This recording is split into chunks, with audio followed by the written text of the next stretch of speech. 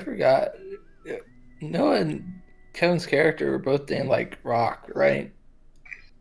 No. Oh wait, Mine no, was Roke. Roke. Roke and Rock. Rock. Yeah. Yeah. Completely Oh. different. Lost siblings. I got it already. This is gonna be like later when you guys do something cool together, but you can be rock and roll Rook. Rock and Rogue.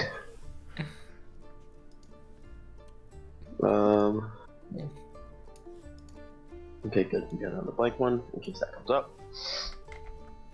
Are we live? Are we doing it? We are. Welcome, friends and I was gonna say family, but I don't think any of our family watches this. If anyone does, hi mom or dad. We're back with our irregularly scheduled broadcast of the Serpent Isles adventures with our friends, adventures. We have John as Sebastian. We have Noah playing Roke. And Kevin playing Rock. Not to be confused with Roke. And John playing Dalian, not Dalian. Won't mess that up this time.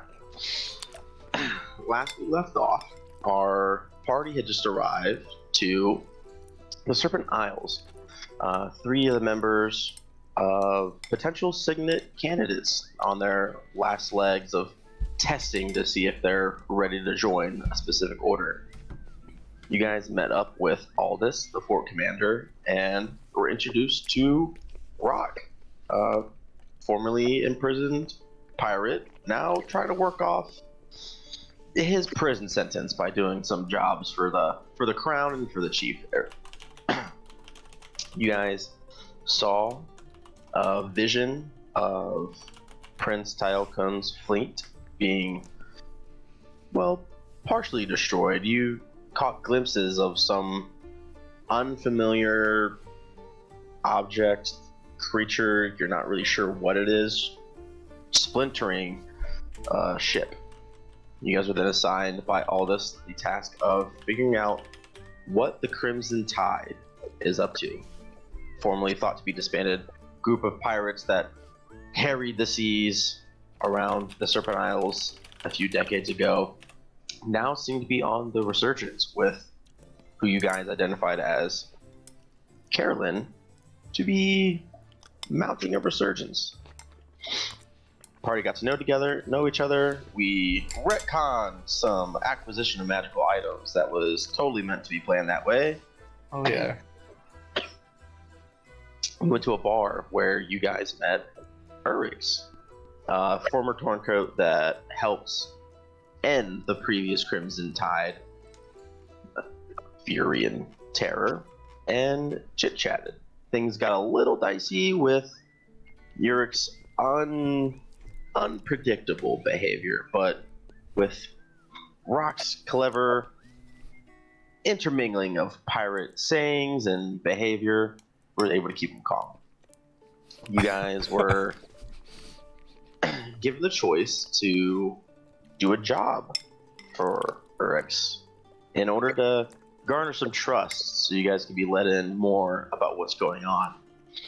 Sebastian left before the details of the jobs were being discussed and spoke to Urix's horse and found out that Urix spends a fairly significant amount of time in an abandoned shipyard on the southern part of the island. You guys reconvened up top and were discussing your options, whether to do the job, go investigate the abandoned shipyard yourselves, or try and go talk to the comatose wave runner, the only surviving wave runner from the attack you saw in the vision. We cut to you guys outside of the bar of the Broken Mast as Sebastian finishes chit-chatting with the horse and you guys come together.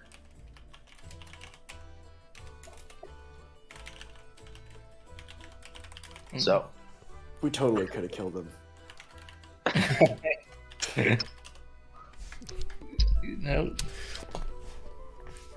For the record. Right, guys? Like, you're... Wait, Yeah. we're right outside the bar. yeah, you guys had just come out of the tavern bar and are outside. Sebastian was speaking to the horse, and he just finished relaying to you guys what the horse had availed to him whilst they were talking. Okay. Which is that there's the area that the horse visited. Yeah. Yeah. Okay. And it smelled bad or something. Or Yeah, the horse seemed to not be a fan of the trips that he has to make down there carrying urns. What if we had to fight a skunk there? A giant Dire skunk. Can we Um, find disadvantage on like all charisma checks because he smells so bad? joke's on you. Saving My those. character doesn't breathe. Yeah, but other people smell you. So we're supposed to meet back here at the end of the night, right? Yeah, the dwarf who you guys were speaking to, who I don't believe you ever caught his name, gave you an ambiguous time frame of when to be back. They want you back here in 8 hours to help them with the job. But we don't know the details of the job, correct? No. Well, that's not true. When Eric's was speaking to the dwarf, he said that we still need some help getting it in. So Oh, you right, guys right, are right. under the impression you're trying to help smuggle some goods into the village, city, town thing.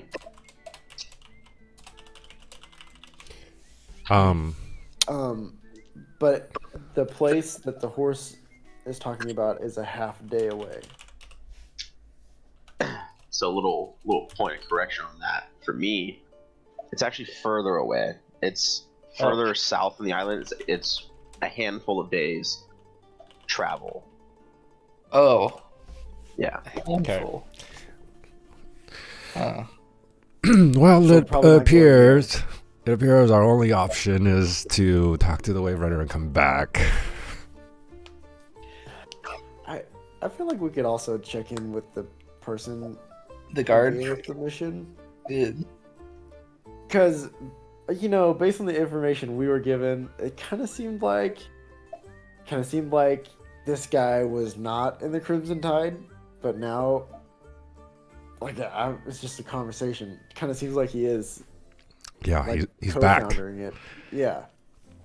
yeah. Maybe he's playing a two-way game. 007. So we Um, don't know what goods they're smuggling, right? No, you have no idea. Okay. So, Yeah, but I would like to check in with the person. okay. I think I have their name down. So, 3 options. We Mhm. abandon everything and go to an abandoned shipyard. Hey. We do the job for your ex, although we're kind of like halfway committed now, so if we bail now, it'd seem literally fishy. Yeah. And then we could just kill him. Right? We just- Right, then we have... There appears we probably have no leads to the Crimson Tide. And then third is to talk to the surviving Wave Runner. In a metagame situation, you would basically talk to a Wave Runner because that's like within the realms of still completing all the tasks, right? Yeah, you got some. If you're trying to check all these side quest boxes, I mean, you got time. yeah. Let's talk to him, and then we could also tell the guy about the place. Aldous? Oh, what's the fort's name? Do we know? Culticon. We can just say it's Fort of... Where are we? You know, I didn't name it. Oh, Ceres. The Fort of Ceres, right?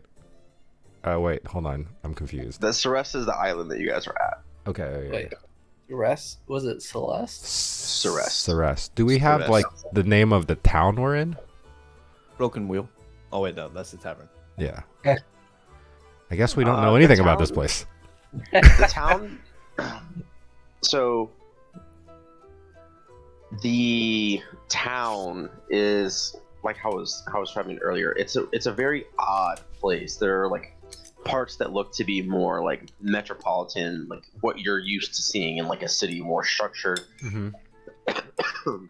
And then the closer you get to the center, it morphs into a more urbanized village setting. The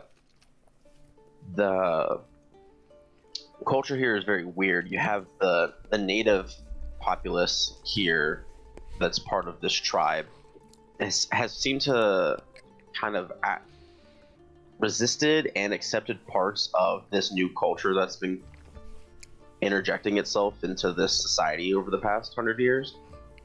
So it doesn't really fit any like normal classification of like city or town or something that you're like trying to place to give it like a better way to describe it, and you don't really have anything. Wow, this is deep. Okay. Okay. Let's go to the Wave Runner. Sounds good. Okay. Rock is in the tavern still, right? I believe he came up at the end of the last session, if I remember correctly. You guys kind of chit chatted about the plan. Yeah. Yeah. Let's go see the Wave Runner. Okay. You guys hop on your, what was it, an elk? You were riding earlier? Elk Hop on an named elk. Elderberry. Elk named Elderberry. One person drives the cart, one person sits in the back. Unless someone wants to, unless I believe Rock was walking last time, since the speed were relatively similar. Yes. Yeah. All right. You guys make your way back from the western like wharf and start heading back into the center of the, we'll call it the village right now. And Rock, you've been to the hospital infirmary a handful of times after working with the crown and prior to serving off some sentences, and you're able to quickly guide your companions to where you need to go. You guys wind through the streets and broken footpaths until you come face to face with a large 2-story white stone building. It's got a large sign in front of it in a language that you guys don't really recognize except for Rock. You just know it as the native language of the village people here, and it just relays infirmary. You guys step inside, and there's a semicircular counter that seems to have a like secretary sitting behind it, folding through papers and filling files out.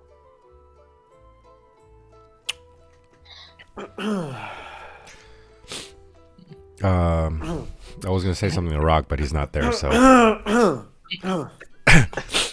is there a little bell?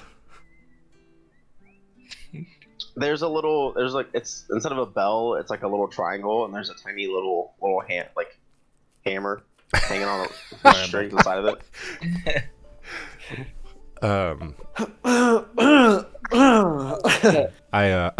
Allow me. Oh, hello.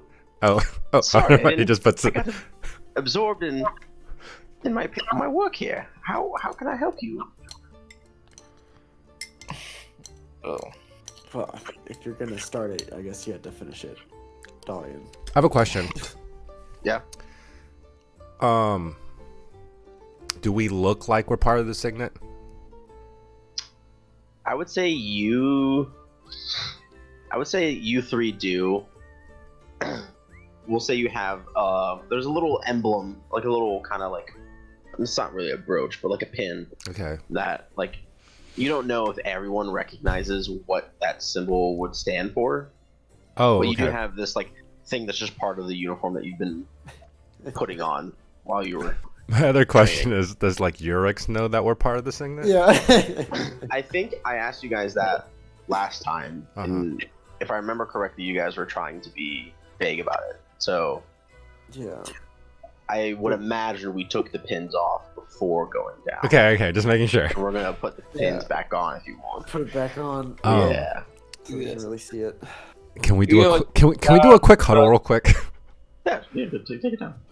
Guys, so we're kind of Wait, we flash. just called her over and said, actually, we're going to talk about this. Well, we'll kind of push Rock to kind of keep this person occupied. I was like, guys, I don't know who's connected with the Crimson Tide per se, but should we be going around flashing our badges, if you will? I mean, Well, I mean, it can't. I mean, these are the good guys, right? Like,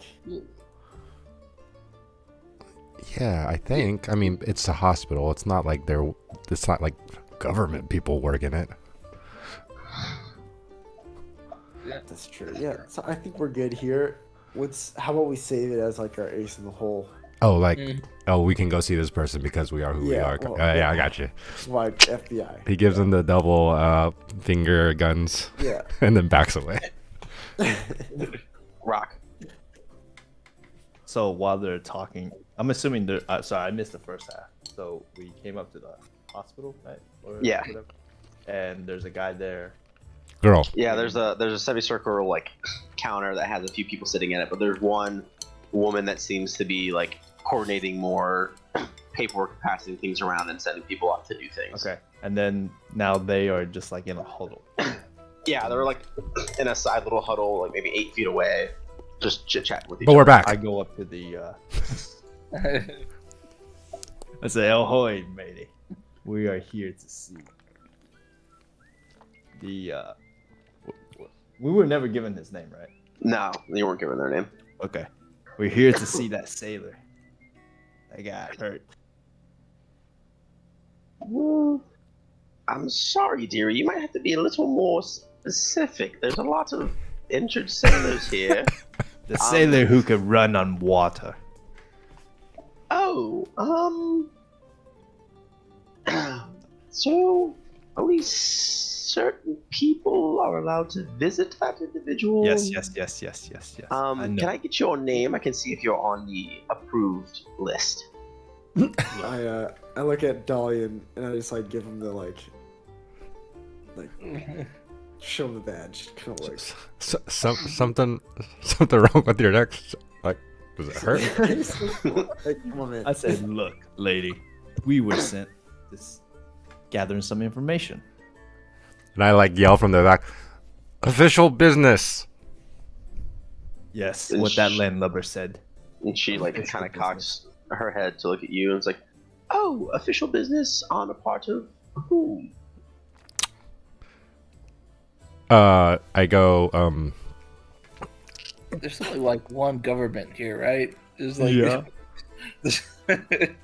mainland Local, business. like, chief, and then the crown's like people. Oh, okay. Yeah, Is it Captain Ragus? Is that the guy's name? Ragus was Rag- the former No. leader of the Okay. pirates. I don't You know, we're just getting all kinds of names thrown in there. You want a little reminder of who you guys talked to? Here, maybe it's in my notes. I got it, Yes, okay? go. Urix was the guy that we talked to in the Broken Wheel. Uh-huh. Uh-huh. Yes. So, the mission, the big mission is from Aldous, the fort commander. There you go. All this. That's what it is. Mhm. Okay. And then we have like some names. There's a Kuto Khan, who's like kind of the big Chieftain guy. of the Serpent Island. And then he had a son, Tail Khan, who's an Yep. olive skinned man. Sharp. There you go. Okay. Is all this a captain? Oh, this is a commander, like a commodore, essentially. Okay. I said, all this sent us. Oh, you are the fine fellows that were potentially stopping by to speak to Leon then, or try to at least. Sure. Yeah. Leon. If you just want to check your weapons in with the guard station over there, and we'll take you back. Hmm. Hmm. Hmm. Weapon. I walk up and I just kind of like, hey, I don't think that'll be necessary, and like kind of like.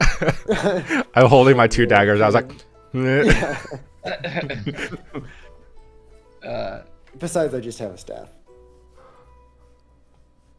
uh, You wouldn't take a man's walking stick, would you? The staff you can keep. The big problem are the pointy bits that we need to keep away from potentially not entirely stable patients here. And we don't want any undue harm to come to anyone else if your motives, which I'm not saying they are, maybe a little ill intent. It's just protocol with the person you're seeing. I'm sorry. Yeah. I put my longsword on the table. All right, which room is he in? wait, She kind of like Wait. looks to the rest of you. wait, is this? So he put his sword on the guard's table, and is the guard like a local islander? Yeah. He knows me, right? Roll a d20. He knows me. He's gonna do this all session. He knows. Does he know me? What do you say? 12. Yeah, he recognizes you. Okay. I said, It's like, oh, Rock, you're here again. You know the yes. drill. And don't you do anything to my sword. Yeah. You say that every time, and he like kind of wraps a little thing of string around it with a tag and gives you a ticket. And then I still have my rod. So Okay. I just have. I walk in. That's all I have. Right. I You guess guys avail yourselves of your obvious weaponry, unless anyone wants to make an attempt to conceal anything. steals his javelin. Can I? It's just like, why are you walking so like? Can I? Hold on. How does minor illusion work where you can conceal things? I believe it makes a static image. Okay. Yeah, I don't think it quite works like seeming does. I you can can conceal it while you're standing still. It just I create a box over me. Just a box. little salt snake action. I'm just kidding. Okay, fine. It's just I hand over my daggers. Yep, same process. Wrap something around it, gives you a ticket. Mhm. Ticket. Yeah, you check your items. You're gonna have a ticket to get your stuff back. Okay. Wow. That's fancy. Do I get 2 tickets? No, they're like daggers are wrapped around the same. Like it's one package. You get one. Okay. All right. You guys offload your stuff, and the clerk you spoke to, like, calls for an attendant to come over, and she speaks to them and whispers something, and the attendant looks at you guys. It's a younger female, looks like early teens, running around doing errand work. She's like, "All right, if you guys want to follow me, I can take you to see Leon." Okay. She starts guiding you guys through the hospital. It's a little bit of a maze in here. You guys are familiar with the larger like types of infirmaries you've seen in military training that you've had, but this one has a more like chaotic layout. It doesn't seem to be like any particular rhyme or reason as to why things are placed certain places or why rooms have multiple beds versus just the single ones. You guys are led through a series of corridors and up some stairs to a private wing where 2 guards stand outside. The young girl goes up and speaks to one of the guards and says, "These are Commodore Aldis's hirees. They're here to try to talk to Leon and see if they can learn anything." The man kind of looks up with a gruff expression, looking you guys over. Like, "All right." And they open the door. The little girl leads you in. You pass a few empty rooms until you get to the end of the hall. You turn in. You see a young man laying in the bed with plain tunic and trousers, blankets over top of him. You see some healing injuries, large gash across the side of his cheek that seems to go down and disappears underneath his shirt. And he's just lying there. You see some people have brought in flowers and other little get well gifts.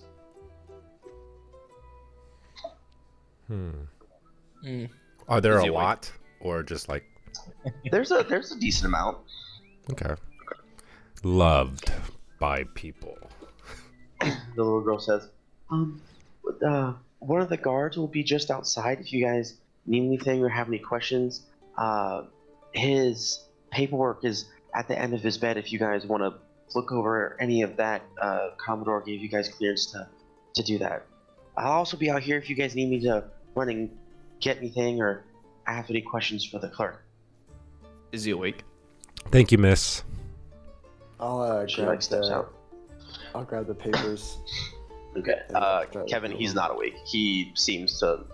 He doesn't look like he's dying. He just looks like he's sleeping. Is he pretend sleeping? Try to wake him up.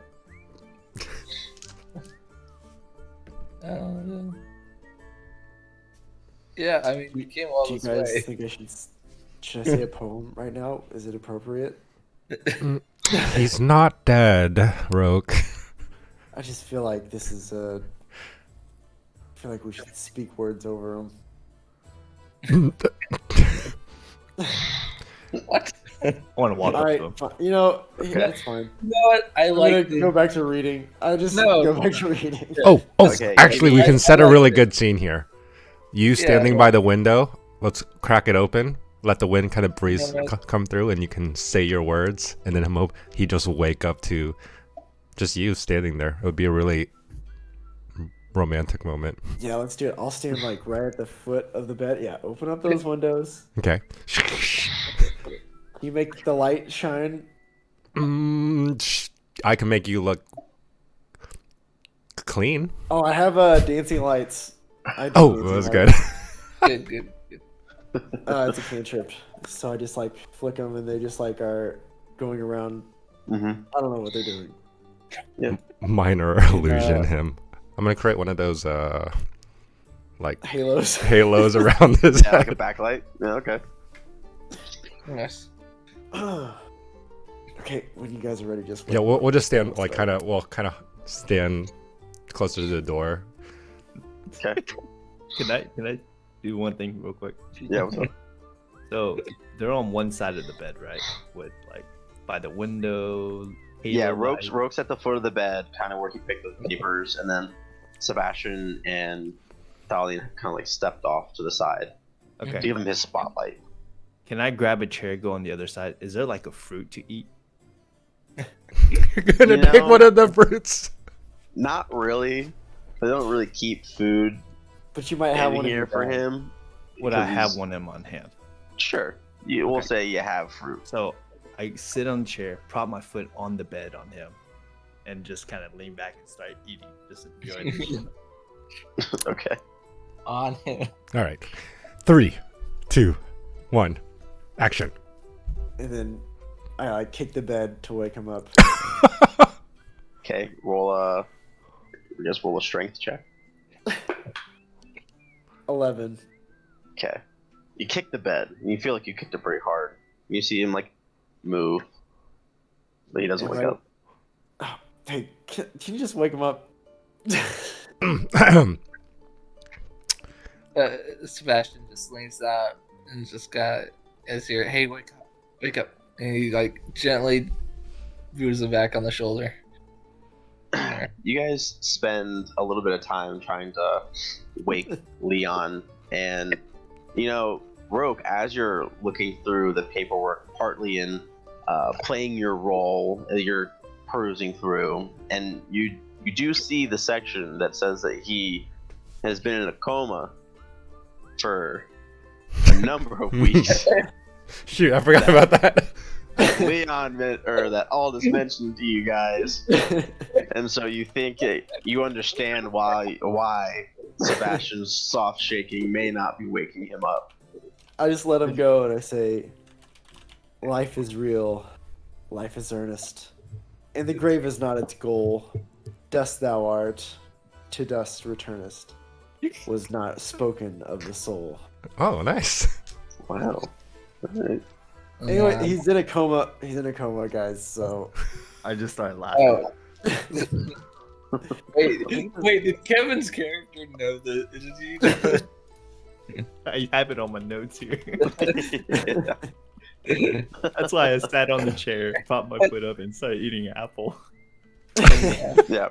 So you guys remember now that Aldous mentioned that he had been in a coma from the incident that happened at Seas, and they've stabilized him, but they can't quite wake him up. The healers and non-magical physicians aren't really sure what all is going on with him. You do see his name in the chart to be Leon Trent. You start reading through it more. Give me an investigation check. All of us? Just Rogue, who's reading through the paper, okay. unless someone else wants to take them and look. investigation. I'm probably not interested. 26. Ooh. Nope, 24. Okay. That intelligence. Are you trained at all in medicine? I'm not proficient in medicine. Okay. You have some vague understanding of some of the jargon being used. You through reading the paper more thoroughly, you find out that he had severe lacerations and burns across a large portion of his torso and his legs. What the doctors think caused the coma is an overload of both pain and an unknown magical emission that occurred during the attack, but they haven't been able to really identify what kind of vague magic pulse, I guess you could say, caused the loss of consciousness. Do I see what they've done to identify it? Do they have tests? There's been some greater restorations, lesser restorations cast by some healers. There's a form of medical diagnostic identifying that you're not really familiar with that seems to be cast, and it gave that ambiguous the term written on is unknown magical source. It's magical. So, do I think that if I cast detect magic, I could see the effect, or it's You not? you might be able to see something if you cast it, yeah. I cast for my first spell ever. Detect magic at first level. Okay.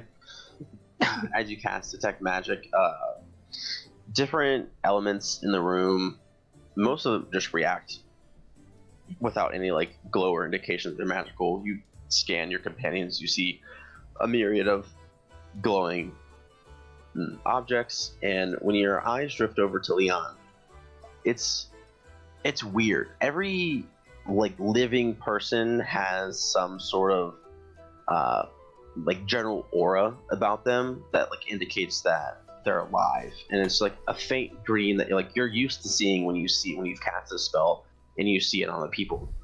When you look at Leon, there's a weird combination of things that you've seen intermixed with the normally general soft green outline. You see kind of jagged cracks of a silvery color, and it's all intermixed around his whole aura when you look at him. Give me an Arcana check. Can I help him? Sure. How do you help him? Casting guidance. Sure. You get to add a D4. You have guidance? That's another D4. I kind of felt bad, just a little bit. Not saying anything. So it'd be 20. 9 plus I have a 9 bonus and then 2 on the D4. Yep. Easy enough. You recognize the color fairly quickly when you've identified or done detect magic on other objects. This same color suffuses bits of magical items or certain spells that have like an abjurative attributes. You know that abjuration is used as like protection. So you get the sense that the weird silver lines around the green aura are a protection of some sort, just like a base instinct that you have of understanding of how magic works. So his life is like being protected By by something, or you rolled something... pretty high on your investigation check, and your Arcana was pretty good. You have a pretty good idea that when whatever happened, you think Leon did something to protect himself, and when he did whatever it was, something happened that affected whatever spell he tried to cast and probably resulted in his current condition, which is probably why the doctors don't really know what's going on, because they're looking for something expected when it's something that's probably pretty unique given the scenario that's been going on with the Crimson Tide and specifically what happened to him. Is it a common? Does Wave Runners have common spells that they use? If you want to go out and chat to one of the guards, you might be able to learn a bit more. Dr. Roke, what do you got for us? So, medicine is not my forte, but it seems like this is a combination of medicine and magic. Is he diseased at all? Luckily, I am. Wait. Magic is my forte. Oh,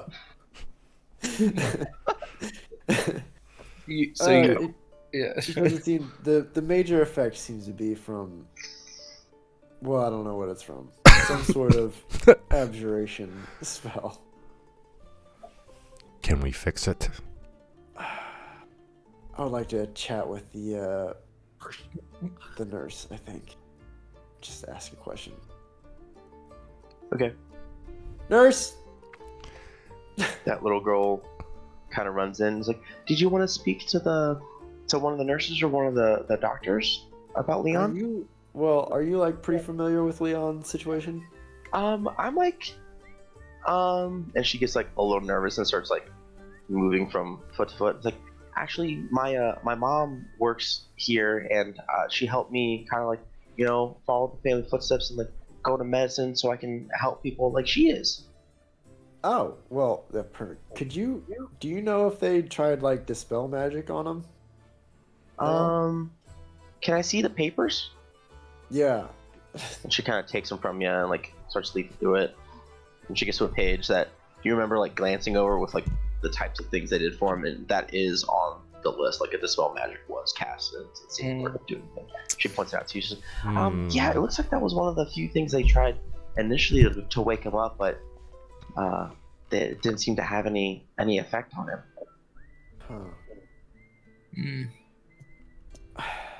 This is a tricky one. But thanks for your help. Yeah, I mean, of course. Do you have If any you guys, suggestions of like, did you have any ideas? Sometimes, like when you're low on the totem pole, you have ideas. You know what I mean? And then like nobody listens to you. she starts to like blush. She's like, well, you know, I feel like I know a lot more than like the other kids that are doing the same job as me, but I don't know. I know wave runners are like pretty powerful, and to hear so many of them like being lost, and I mean, it's good that Leon made it and he's out okay, but I don't know, maybe maybe someone was looking out for Leon when it happened, and he's just sleeping till he's better. Huh. Hmm. Does Leon have a holy symbol on him? If you go and look through his, there's like a small little table with like some like personal effects on it. Yeah. You look through it really quickly, and there's no like obvious iconography that would indicate that he worships any specific god. He believes in science. Well, science isn't gonna help him now. Goodness. What was I thinking? Is it okay? I don't mean to be rude here. I don't mean to upset you with this possibility, but could it be that he is a vegetable now?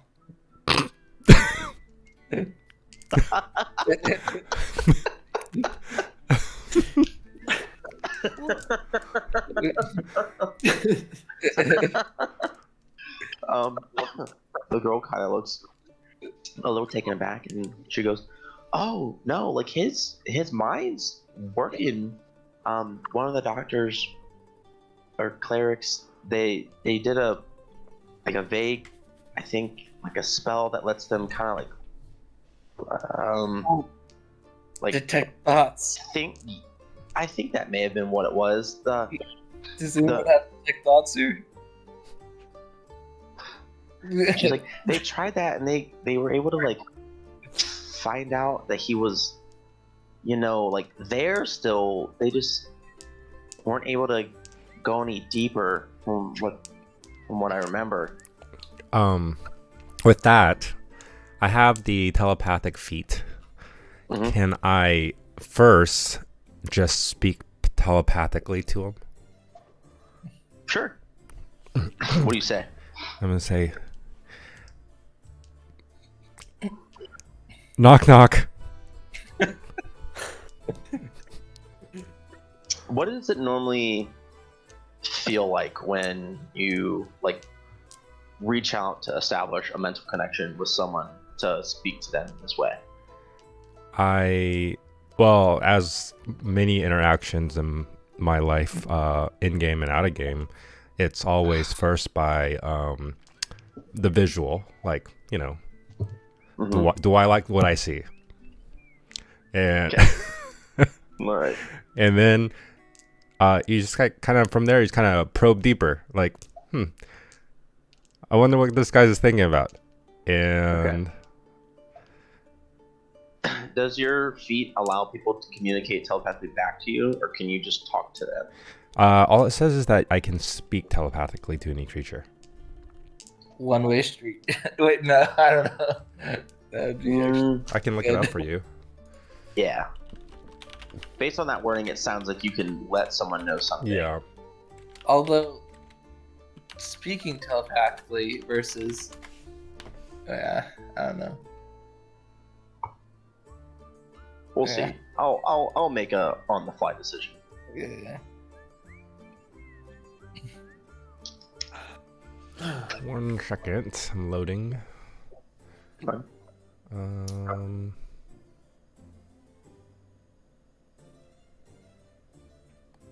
Let's see. It doesn't specifically say it. They can listen. All right, let's do this. Can I? Oh, sorry. Sorry, no, go ahead. What were you gonna say? I think you need to do it, John, first. Mine is different. Okay. What's your spellcasting ability? Is it intelligence, charisma, wisdom? Charisma. Charisma. Okay. Make a just like a spell check using your like charisma modifier. So just a d20 plus whatever your like spell casting ability modifier is. Okay. Is he? Never mind. 13 plus 5, 18. Okay.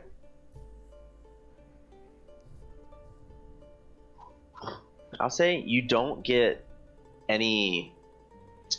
So you reach out for this mental connection and say knock knock, and you feel more than you like hear back or understand. Mm-hmm.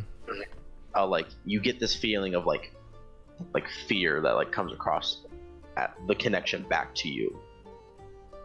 But that's really all you can sense. Something did respond, but it seems like the method you're trying to use maybe not be best suited for what you're trying to do. Okay. Real quick.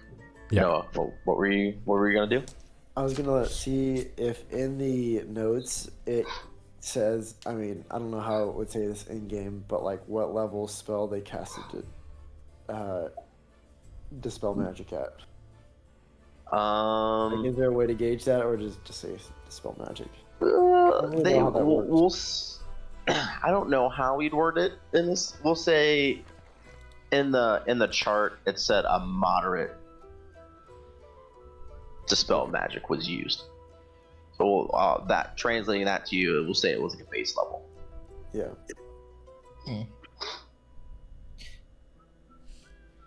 No, unless you have something to go off there. No, I need to think. So Sebastian's like, so you tried speaking mentally with him? Nothing happened there? It was literally like knocking on a door. But Okay. it did feel chilly, like he was scared or something. Okay. Well, you know what? You gotta try different avenues here. And then he's gonna pull out the incense he has, Mm-hmm. and he's gonna try and just like light some incense. Nice. Maybe. Set the mood. I get it. Just like like the subconscious. He's trying to reach the subconscious. Yeah, I get you. Trying to use like odors and different sensations to bring the subconscious back. Yeah, like maybe like a soft humming. If I may, during this time, could I like at the same time cast detect thoughts? You sure can. So we're gonna do things. We're gonna start with John, and then we'll go to, or we'll start with Dalian, and then we'll move to Sebastian. Okay. So as Sebastian is getting out some peppermints and lighting incense and trying to do a more like holistic type of medicine to reach Leon and bring him back, you sensing that initial response through your telepathic message, you think maybe the problem is I just need a little more juice behind it.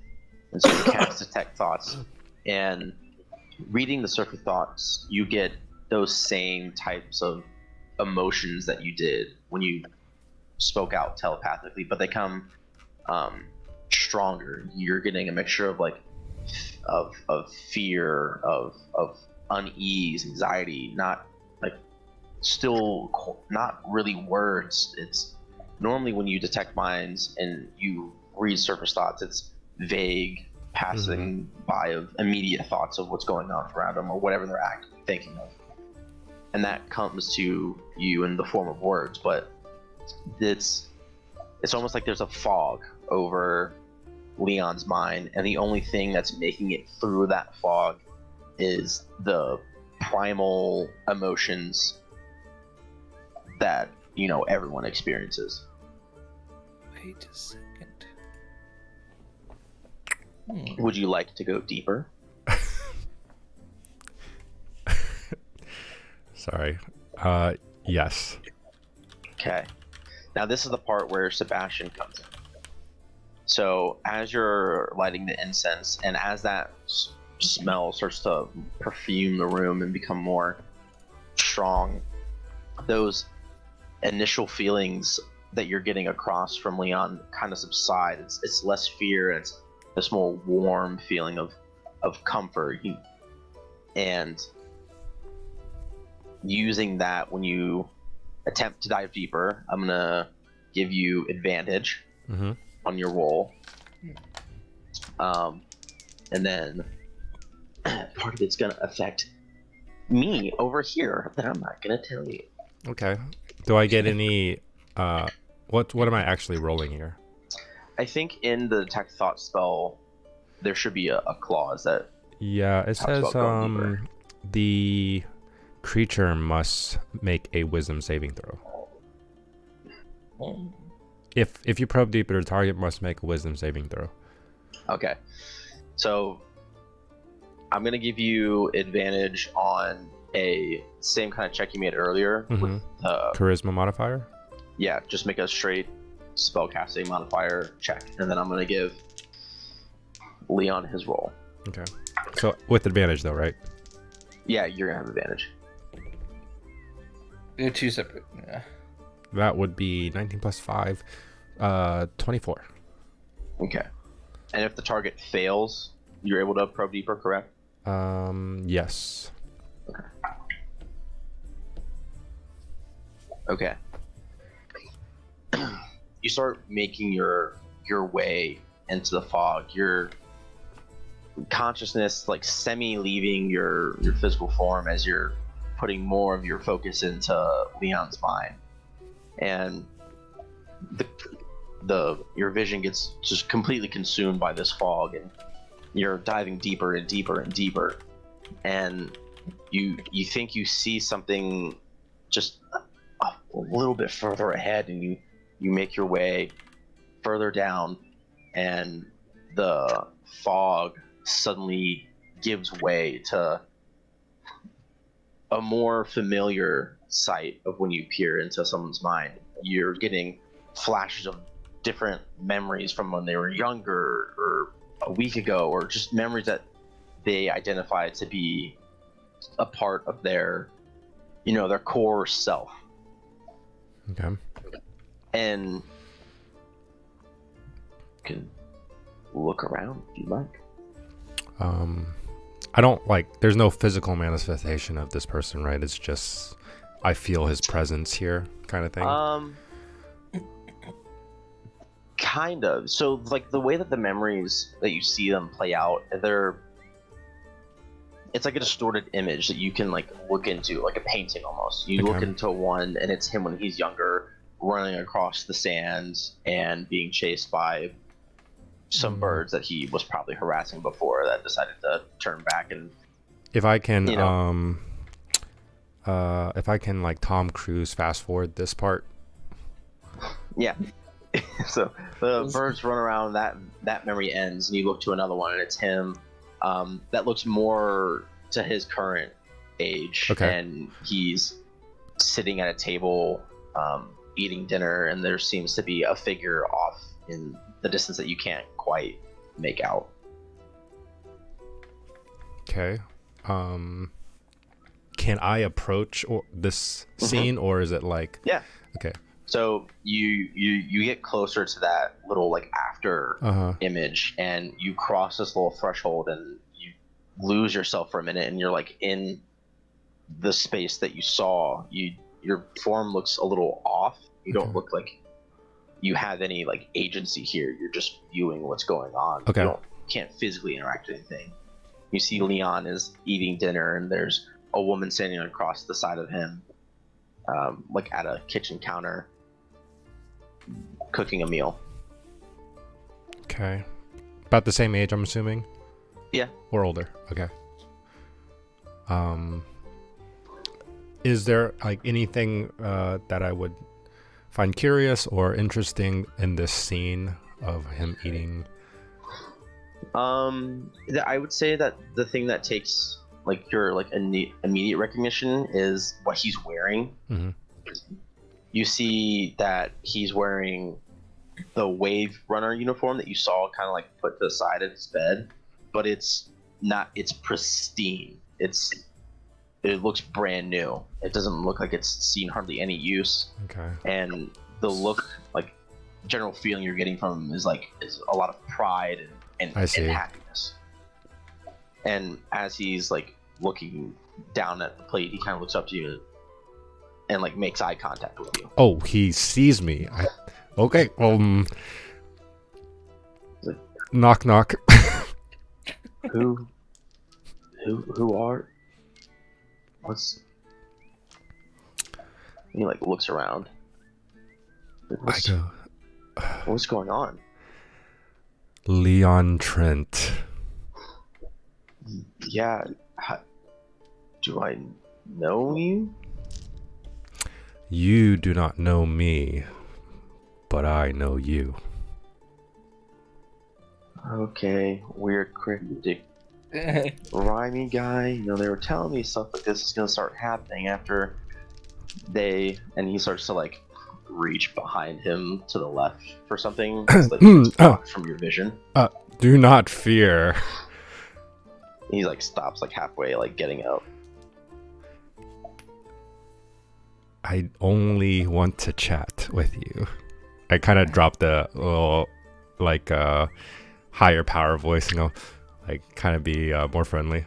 it just caught me off guard too, so I just wanted to speak with you. Oh, and he kind of like relaxes a little bit. He's like, yeah, they told me that things were gonna get weirder from here on out. Wait, who's they? Oh, the other wave runners. Once I just made the cut. They said that. Hey, congratulations! I know. I'm really put it excited. there, and I put my hand up like this. And your hand passes through, and he's like, Okay, well, you know, weird. I didn't think that was gonna work, so Yeah, let's talk outside. And Okay. he looks to the female figure and says, "Hey, Danielle, I'm gonna step outside for a second while you're getting the rest of the food ready." She goes, "Okay, dear." You guys go outside, and you go to open the door, and you there was like windows about that had scenery outside, but as you open the door, that scenery's gone and it's replaced by that similar kind of like astrally looking environment. And he like gets concerned. What? This isn't Celeste. Where? okay, just take a deep breath. It's fine. So kind of give you a rundown. Your let's not start with that. Let's start with this. This is basically Inception. Just We're kind of like you're kind of like dreaming right now. Okay, let's start with that. Oh, okay. Okay, I but feel so much better. Yeah, This but- is a very vivid dream. yeah. So the idea is like, you know, when you're dreaming, you have to be what? Asleep? Yes, bingo. You are asleep, my friend. And I am Okay. actually, not in a creepy way, standing beside your bed, kind of talking to you. I'm just going to keep moving forward. Don't think about it too long, okay? So, I am part of the crown, the signet ish. Oh, yeah. I've heard about you guys. Yeah. Some of the people at the fort, they mentioned that some Signet people were visiting a while ago, and then they left. Okay. How long ago do you think that was, per se? Oh, I don't know, maybe a few weeks ago. Okay, well, I'll keep that in my mental note, guys. 4 weeks ago. Just wanted to. Don't. Actually, you know what? What's the last thing you remember doing before here? And you see him like kind of thinking, and he like starts to like look like he almost has like a headache. He's like, it's weird being out here. I feel like there's something missing. Like, Do I feel any like? Do I sense make any a like perception check. unstableness here? You get that feeling. I want you to make a perception check. Okay. For me. That would be an 8. Okay.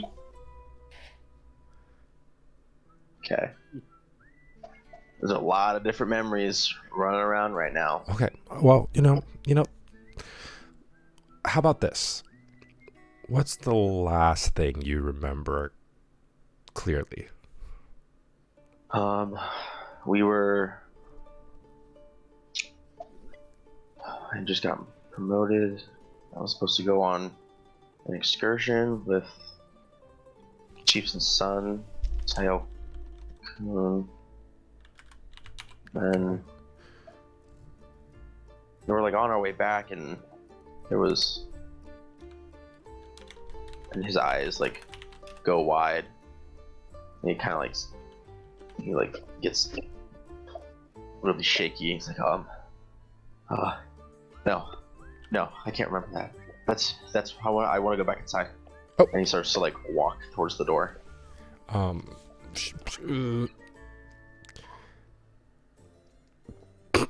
I detect thoughts and detect thoughts? No, I will say, make an insight check. That's what will Okay. be your last attempt to try and see what's going on. Insight check. Can you make an inception check? Basically. Okay, not bad. 14 plus 6. 20. Okay. When his eyes went white, he was kind of like looking past you, and as he like begins to move to go back inside, you kind of follow his eye line, Mhm. and you see another one of those painting images, and it's like it looks like it has that silver like magic wrapped around it, almost like wrapping paper. You could see the outline of the image, but that silver kind of like light almost is over top of it. The same thing that was like described earlier with Yeah. okay. Silver. And he's walking towards it? No, he's trying to go back inside. He's like starting to get scared and like panicky and doesn't want to go over there. Oh, he doesn't want to go over there. No. Okay. Hey, Leon. I just have a few more questions if you don't mind. And he like keeps eyeing it and like looking back at you. He's like, yeah, sure. What? Okay. I know you're like, you seemed a little shaken up. Yeah. Can I ask why? No. If you want to know, you can go look. I'm staying here. Okay, that's fine. I'm somewhat of an expert, so I'll kind of walk over to this silvery barbed image or whatever. He's turning into a vegetable too. Okay. You go up to this image and you feel like you have the same ability to kind of like step through if you wanted to. Okay. Does it look dangerous? Probably not. The other like images that you've like been a part of, you didn't seem to have any like agency there. You think you might just be another viewer in whatever's going on. Yeah. Okay. Just wasn't making sure this was one of those like I spend 20 minutes here and I'm like in the real world like 20 hours. No. Okay. I kind of like duck under this silvery thing and then see if I can like peer in, go in. Okay. As you step in, it's a semi-familiar sight. You remember seeing something similar to this when you looked through those memories from Prince Tael, but your perspective's different. You're kind of seeing closer up. You can see Leon and a bunch of other people jumping off the ship and landing in the water and kind of doing an ice skate, almost like run through the water. This is sick. Moving incredibly fast through the water. Okay. And they're approaching that ship that you saw, and in the memory. Oof. Okay. I go towards the ship. Okay. And basically, Get this close. whole time, I'm just gonna look at like anything that might be worth like noting, and just like pick up details as far as like Okay. anybody I see or anything like that. Give me one more give me one more perception check, and we'll say that covers you for like the description of what will Okay. happen. For every 3 you get above 12, you'll notice something Okay. more. Let's see. 19. Okay. So you follow closer to Leon, and he kind of that same like initial recognition of you happens, but he kind of like turns away and goes back to doing what he's doing. Mm-hmm. He's calling out to his other, team members, saying, "Make sure you go around, secure all the sides. I'm gonna go under and look." They can And go under. and he kind of jumps and then goes and then like a full on like high dive underneath the ocean, and Avatar. those same like greaves that you saw all of them wearing kind of take on this bioluminescent like blue glow, and his swim speed is just as fast as when he was running on the water, and he's like darting around. You can see off in like the dark water other figures with that same color around, and there's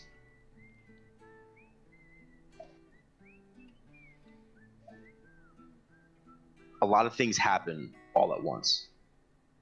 There's this pulsation that comes out from far deeper than what the rest of the wave runners can see. It's almost like how like when a submarine pings sonar underneath and there's divers, they get that weird feeling. Mm-hmm. It's that same sensation. There's a massive underwater like magical pulse that detonates and it radiates all around, catching all the wave runners, and you see Leon kind of loses like focus, and 1, 2, 3 wave runners fall down. You see ones that were above start sinking, knocked unconscious, and Leon is looking dazed, and he looks down and sees part of a ship. It has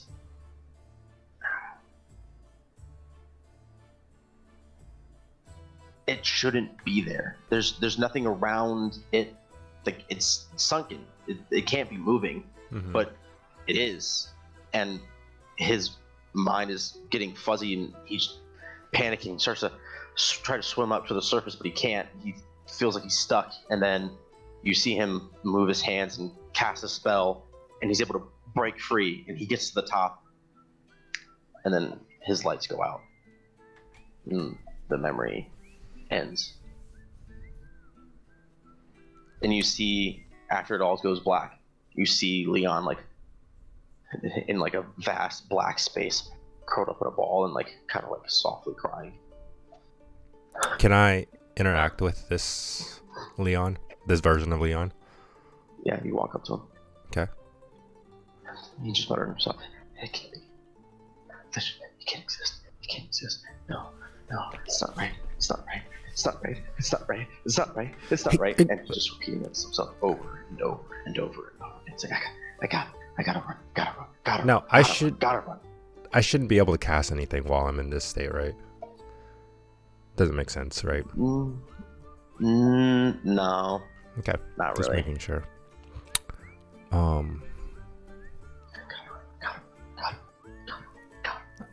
Hey, excuse me? How? Are the others okay? Hey, I don't know what's happening. I know you've been alone for a long time. I just want to let you know I'm here. And is there any way for me to kind of like step closer and closer? Yeah, and he like his rocking kind of like slows down his breathing.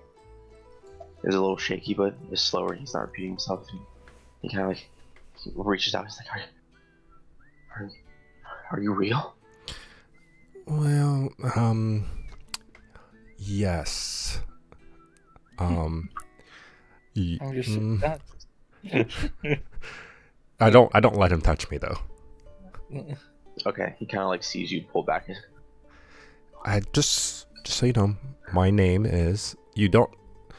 You know, I'm not just a figment of your imagination. You can see me. My name is Dalian. Not to be confused with Dandelion. Okay. My name. It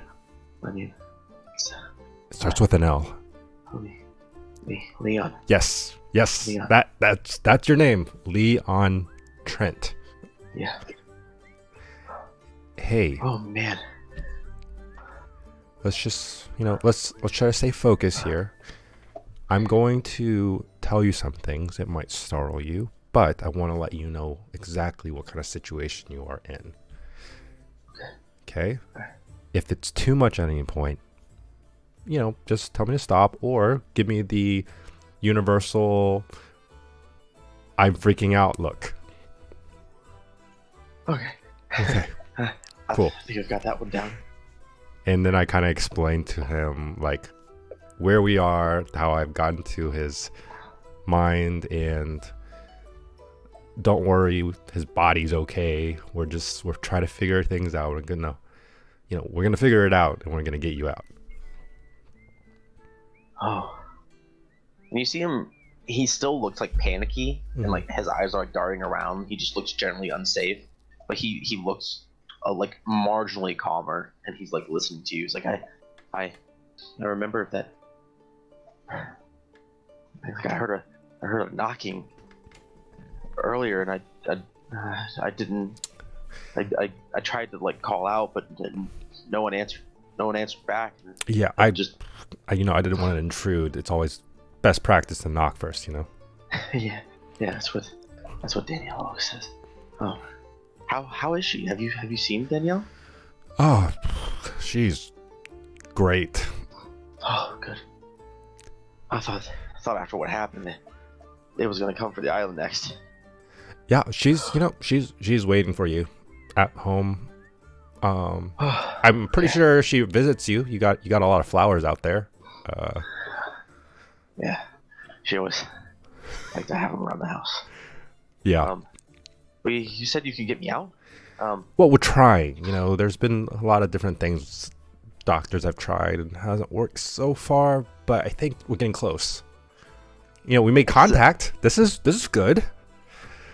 Yeah, it's good to know I'm not dead, and this is what is waiting.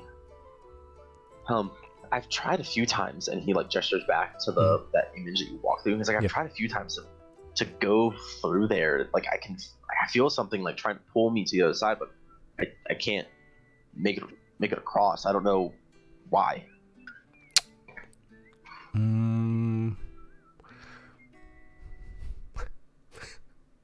How much does? Okay, well, I mean, we have a doctor on standby, and I can't really talk to him right now. His name's Dr. Roach, and I'm not really good at this kind of stuff, but I mean, I'd assume that if you can't walk there, maybe you can think yourself over there. Well, I remember there was one time recently or a long time, I don't know how time's been weird. I saw the gate like go down for a second, but by the time I got to it, I couldn't get across it. It had closed off again. Do you know if the doctors can open or do whatever they did to make it open? I can try to go through if I'm like closer to it.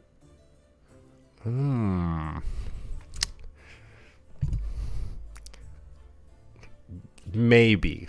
Yes. Question. Okay. Can I, while I'm in this state, can I still interact with the physical world?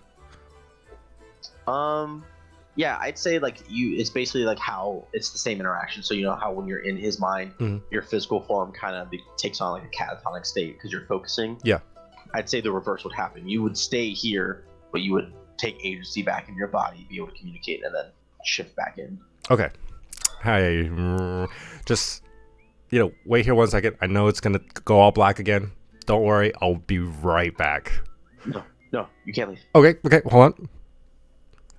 It would just be like 2 seconds. Okay.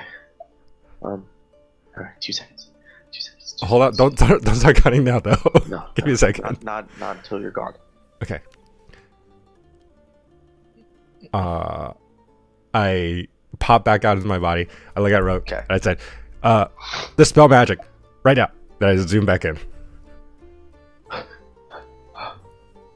Okay. That wasn't very long. Told you. Man of my word. I look at the little girl. I'm like, well, I guess sometimes you have to bring in the big guns.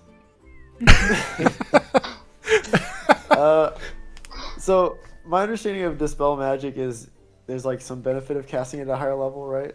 Yeah, if there's like a higher so like casting it at a higher level could completely negate an effect because the spell's level is higher. Otherwise, it's like if you're trying to dispel an 8th level spell, you're gonna have to roll unless you cast the spell at 8th level or higher. Kind of like how it works. Okay, I'm gonna cast it at 5th level. Okay. Wow. You Okay. send this wave of shattering like magical energy across what you can still see like bits of his aura, and you're like looking at the silver lines. You're like, that's probably what I have to break.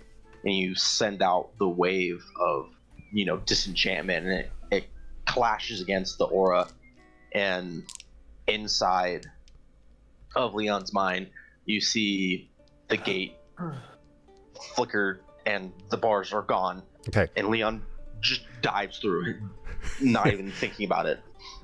I'm like wiping away tears. Like, I'm so proud of this guy. And as he dives through and gets to the other side in the physical world, you see Leon go, what? Where? Dalian also goes, Leon, life is real. Life is earnest. And the grave is not its goal. And he like starts crying. Shiver me timbers. This landlubber did it. Yeah. Good job, Dandelion. And he looks at the little girl and he's like, Emma? What? He's like looking around. He's like, where? Hey, could you explain to him maybe his state? Like, I'm pretty smart, but I feel like you're maybe the medical expert here. You guys look back and see Emma, and she is stark white. Like she just saw someone rise from the dead. And she's like, I'm gonna go get a doctor, and runs. So, hey, hello, I'm Sebastian Smug. Friends call me Smug. You were Hi. you were under a coma for a while. You don't know why. Coma? Yeah, a coma. So otherwise known as vegetable state. Oh. yes. To be fair, he had actually given up on you. What? No. On me? No, Smug did. He's messing with you. Don't Well, worry. I'm sure you tried your best, I guess. I don't know. Well, he was giving you up to us. Like, Oh, well, thank you then. That seems whatever they did worked pretty great. Can you take your feet off me? What? Oh. I get up. I'm like, I toss him the apple. You must be hungry, lad. it's like half eaten. He Dragging you moves out. pretty slowly and like catches it in both hands. Like, now that you're talking about it, and he like start going to town on the apple. I said, You better thank this guy for dragging you out of Davy Jones' locker. That sure is what it felt like. Now, Oh, God. now, I know you just woke up, but we need some information now. Yeah, sure. And then as you guys are talking, you hear people sprinting down the hallway, and you hear Emma's voice saying, "He's awake! He's awake! You have to see him! They did it! I don't know what they did, but they did it!" Can I like Yeah. quickly like get the chair and like put it against the door? Okay. Oh. You can certainly try. The guard that's like standing outside the door. Oh, is he? Okay, I didn't know. Yeah. Okay, never mind then. Okay. Okay. Never mind. You see like a few more seconds pass, and like Leon is like taking everything in, like all the different flowers and like things, looking at like how some of them are dead. He looks like he's trying to like gauge how long it's been, and the few people come storming through. An elderly looking tiefling woman comes like walking in, and it's like, he can't be away. Oh my God, Leon, lay down. And she like starts walking over to him and is like looking him over. She's like, how are you feeling? Do you remember like what your name is? Where you like what you were doing? And Leon is like kind of like getting a little overwhelmed how many people there are. And he's like, yeah, we were out with like doing the patrol, and then you see his like face kind of pale a little bit. He's like, and then he swallows pretty hard, and then things went bad. How long has it been? And she looks down at him and kind of like a sad look on her face. It's like, it's only been a few weeks, dear. It's okay. We're gonna get Danielle here for you. He kind of like calms down and relaxes. And he looks out the door. He's like, Jarrett, is that you? And the guard that was standing outside, who's wearing that similar Wave Runner gear, he's like, man, I thought you were fucking dead, man. And he comes and walks in, like sits down. He's like, we should have more of us there or something. We probably could have gotten more out. And Leon is just like shaking his head. He's like, no, there's nothing anyone could have done. More people would have just meant more bodies. And they go about talking amongst themselves, and the doctor looking him over. During this whole thing, when we were talking to him, questioning him, do we gather any more information besides all the stuff that I got? So you get all of what you got. So since you rolled a 19, I want you to make, and if you describe what you saw to everyone else, everyone can do it. Make a history check. If you're proficient with history, you'll have advantage. Oh, proficient with history. Casting guidance on myself. Okay. Yeesh. Okay, no advantage. That's a 2. 1d4, right? You guidance. 2 for a 7. 1d4. 11. 11.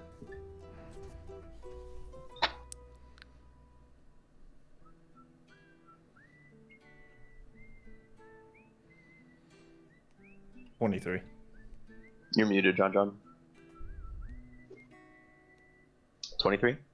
Yeah. 7. 7? Okay. It's always going to be rock. You're describing what you saw, and you only saw like a glimpse of it because how far down it was. It was so black, and the only light really being emitted off was that from like what was coming around Leon's greaves. And he's describing to you what it looked like, and you heard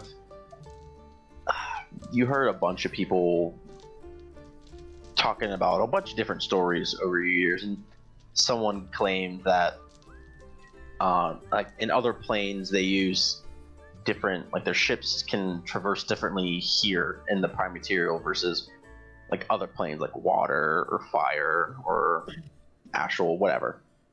And like thinking about what he how it was moving, you're probably your best guess is like it's a ship from another plane. Like that's what your mind went to. Hmm. And then you're thinking about the more of what Dallin had told you about what Leon and the others felt when it happened, and how they were like reaching for their heads, and your mind starts thinking less like a water elemental plane and more astral seed, astral plane. Something, you know, that there are a lot of like psychics, like a lot of creatures come from there that have like mental abilities, and so you're thinking maybe something to do with them. You're not really sure because you couldn't get a great look at the ship, so you don't know. You've never been to the astral plane, so you don't know what any like the different factions or society ships look like.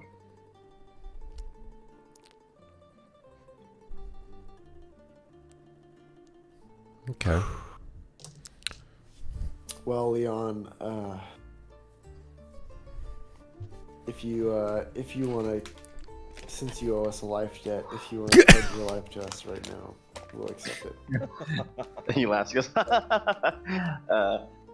no. He looks at.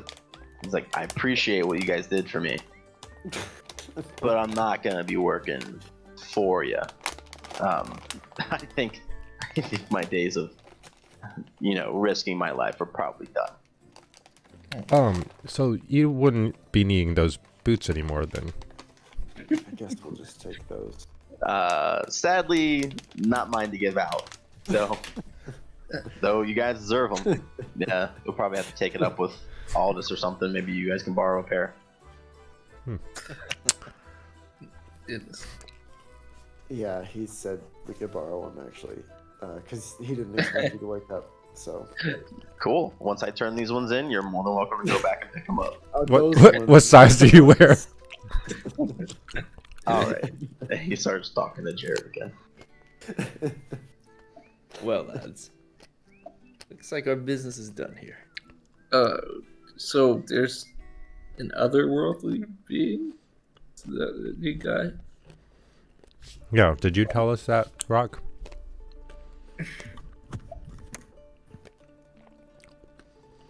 Well, no, didn't tell us that. Oh, I guess it was just a submarine. I couldn't see very well, but listen, that's all I got, okay? I was in there by myself for a long time. It's probably just new technology. Or a big whale. You think a whale could have done that? Yeah, because whales do make noises. It's Davy Jones. I don't know who this Davy Jones guy is, but Yeah. he doesn't sound very nice. Is he famous? It's his pet, the Kraken.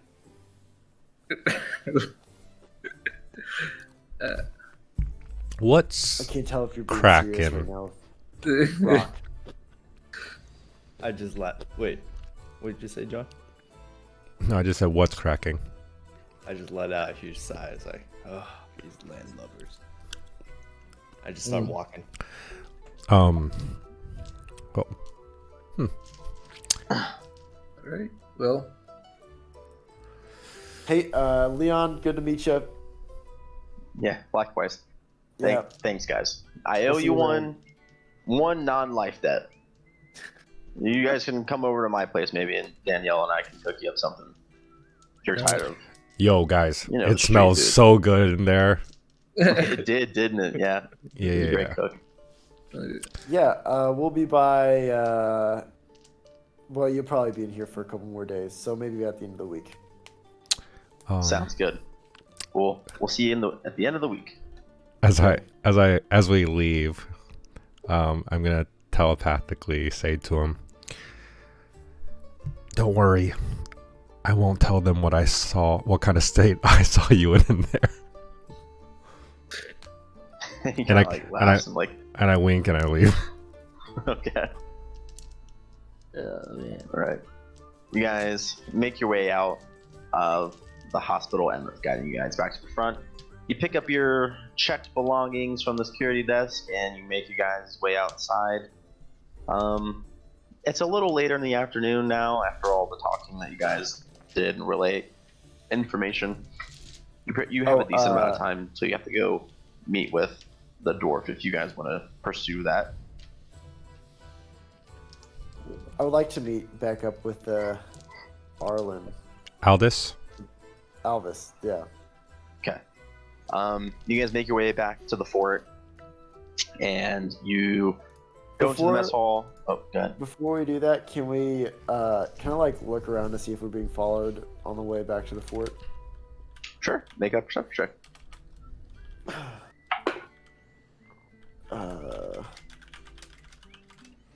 Perception? Mm-hmm. 19. Keeping an eye out as you're kind of winding through the streets. You don't see anyone tailing you. You feel pretty confident that you would have spotted someone if they were. Yeah, guys, I'd just like to stop in and I just really think that the Crimson Tide is kind of back, and I think they should probably be warned. I don't know. So, Agreed. and then I walk in. Right? Yeah. And You we guys make your way through. You get back to the familiar portcullis that's half raised to let people in and out during the day. You make your way back inside and see Aldous is sitting at one of the longer like dining tables, sipping on some like seeming liquid and writing on some pieces of paper. Hey, Aldous. This is Roke. Oh, That's Commodore Aldous to you. Oh, sorry. well, I didn't expect to see you guys so soon. Did something happen? You okay? Oh, yeah, we're good. Oh, good. I just figured. So the guy you told us to go talk to actually didn't write down his name. Leon? Leon? no. No. Oh, Urex. Oh, You're- Urix. Yeah. Yeah, Urix. Anyways, you said he was kind of like he turned on the Crimson Tide. Kind of seems like maybe now he's working for the Crimson Tide again. Are you aware of that? I was not aware of that. Last I heard, every former member of the Tide wanted his throat slit for what he did. Yeah. I don't know. Maybe they probably still do, but maybe they're just working with him. They'll probably turn on him. But anyways, we're getting embedded with them and doing some jobs, so you probably won't Wait, catch us. what? We're like getting in with them, so I can learn more. Secretively. Yeah, whatever. She doesn't know. That's what you wanted us to do, right? I mean, yeah. I just didn't think. What are you gonna have to do? Well, we actually don't know. Because I'm just gonna let you know, if it involves hurting people, that's not gonna happen. No. It sounded like smuggling. Yeah. Oh, yeah, sure. Well, partially we're doing this because we want to see what he's smuggling and see if it's related at all. Considering he looks like he's working for the Red Tide again. Also, we know, presumably, where this monster thing is. Or it's submarine. We're not quite sure on that yet. What's a submarine? It's like, you know what? That's a good question. It's a sandwich. But, Oh, the like longer ones. Yeah. It's the Kraken. His eyes like go wide. What? You mean to tell me you haven't explained to these folks what a Kraken is yet? I mean, I'm sure we all know what a kraken is, but given what Tyel described to us it's not what it was that attacked I the look ship. over to Dandelion. Would this be a good time to go for the same joke again? What's I cracking? think so. He just like looks at you guys confused. Man, Uh, my character is supposed to be serious, but I cannot play a serious character. Hard pivot.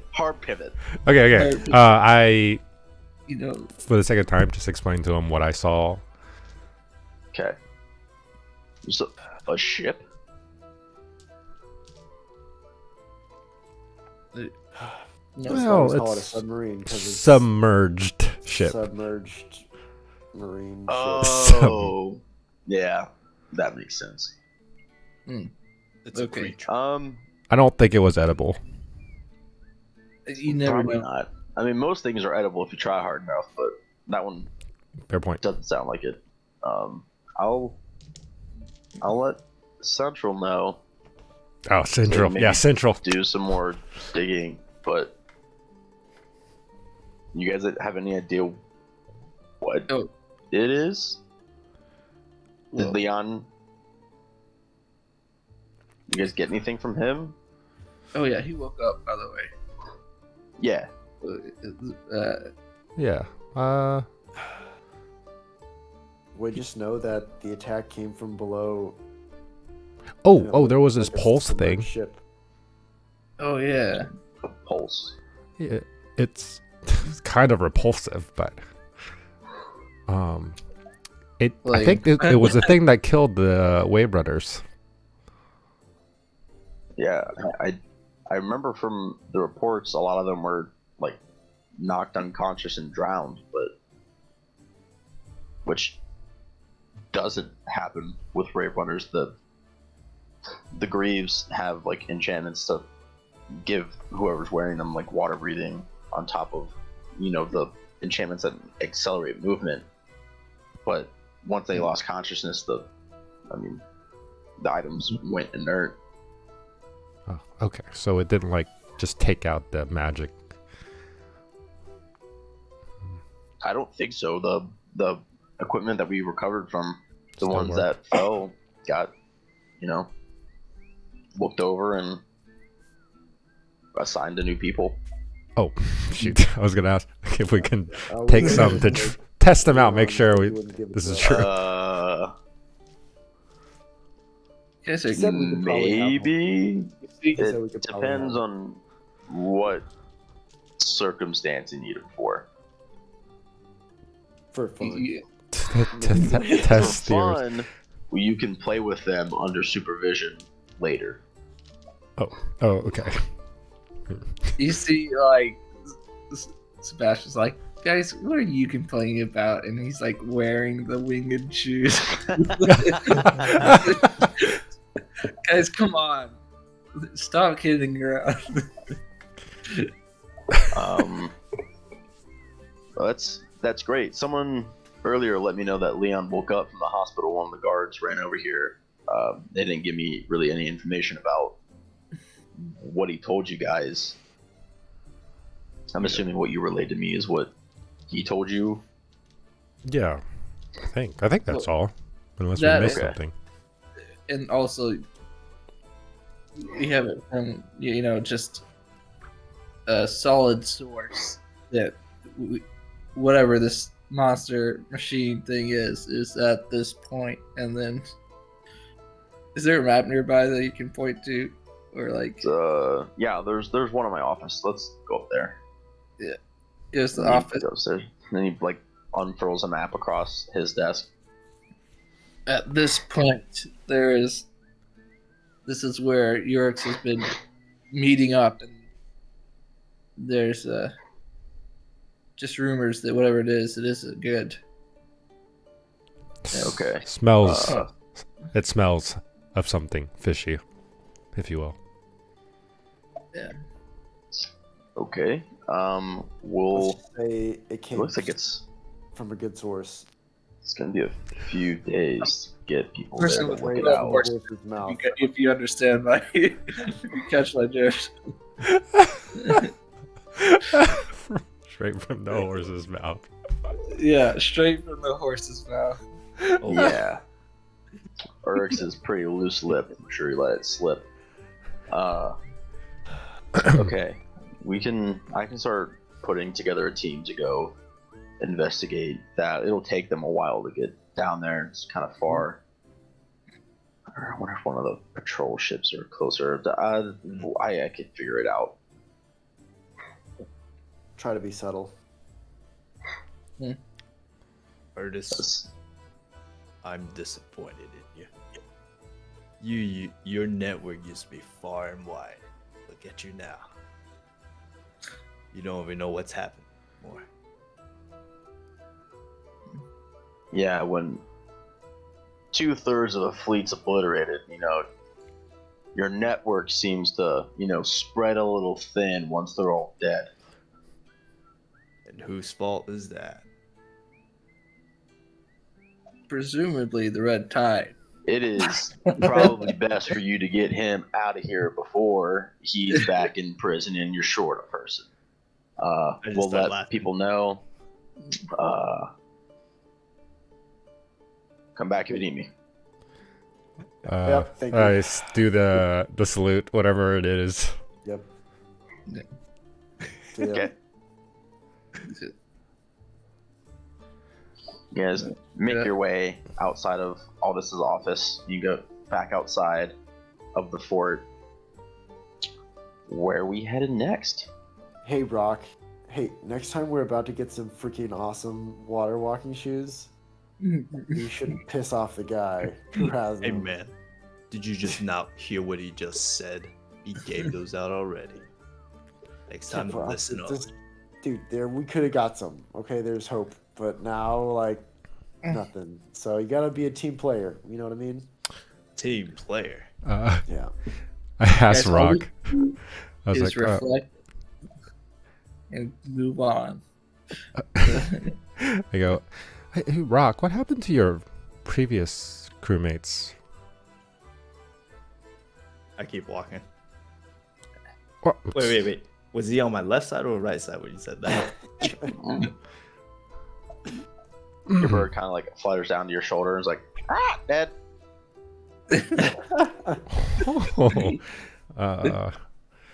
Mutiny.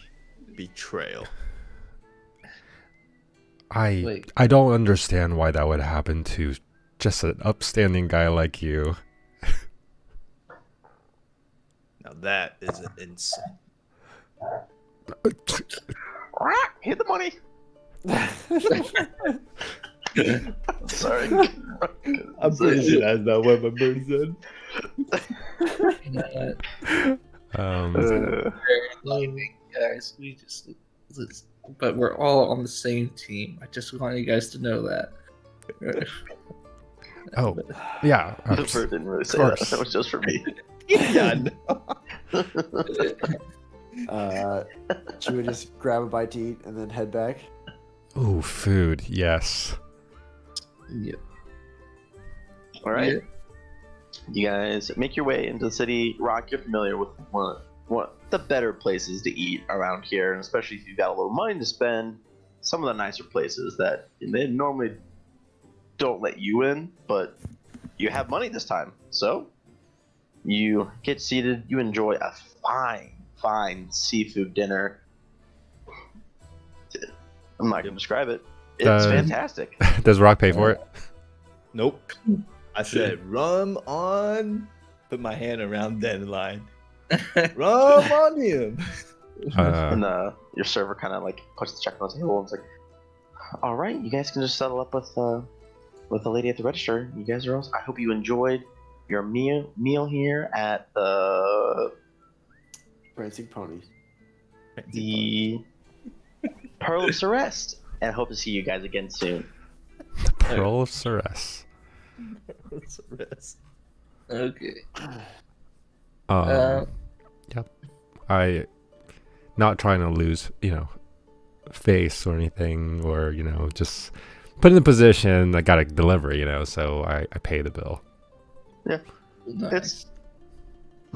I mean, before you got paid, it would have been expensive, but simple 7 gold, bellies full, people happy. Nice. Oh, So, as we Oh, walk yikes. out, yeah. Yeah, I yeah. look over to Dandelion. no- I'm like, No problem, Rock. You know what? Oh, go ahead. Oh, I was just saying as you're walking out, I guess. So, you know what, Dandelion? You're not bad yourself. I flip 5 gold coins to him. Oh, Okay. wow. I Guys, pocket it. All right. Belly's full outside the restaurant. What would you guys like to do? Would you like to fast forward to meeting up with Urix and Dwarf to figure out more about what exactly you're going to be doing? Or what's the plan? This is Sebastian's gonna step in, and he goes, "Guys, mhm. we're all doing some gold by the captain. Okay. Yeah. Mhm. So Uh-huh. here's the thing: we can either just spend it all on, fun things, Yeah. or we could get some, if you will, life insurance. And here's the deal: if you don't pay the money, that's fine. If you don't contribute, that's fine. But if you do contribute, I just like to say it might help you later on. Like, I'm trying to buy diamonds, you see, Oh. and I just think, I'm gonna have more of an incentive to use it on you if you help pay the cost now. how many gold do you need? Yeah, we've been through a lot. What do you need? Yeah, man. Come on. Yeah, I'm thinking about like 33 gold each from you guys. Oh. Easy. Take it. Easy, yeah. Yeah. Oh, really? Nice. Okay. Captain, how much do you value your life? Is this I look at him. What do you need my gold pieces for? see, if I have a diamond, I can bring you A back. diamond, you say? Yes. And are we splitting? Are you buying multiple diamonds? Yeah, you see, it's 130 gold diamond. It is. My rubbing of the hand and smirking just went away. He Excuse me. What? Excuse me. Yeah, it has to be 130 gold, which is what? Just yeah. Why? I I'm don't assuming care. I know about the spell, right? I mean, yeah, you're familiar with resurrection magic. Okay. You haven't seen it a whole bunch, like it's used. Okay. You don't know like a whole bunch about it because you don't cast the spell yourself. Yeah. Now, why would I trust you? he's the most trusting guy here. Yep. Look, Rock, when the pedal hits the floor and the rubber meets the road, we're the only people you have to depend on. There's nobody else. I'm pretty sure at that yourself. happened Look last at time, yourself. last group, and I Yeah, survived. and look, you have nobody else. You have nobody else around you. This is the end of the People rope. just know you from being in jail or the hospital. Or not. This is like your second chance, man.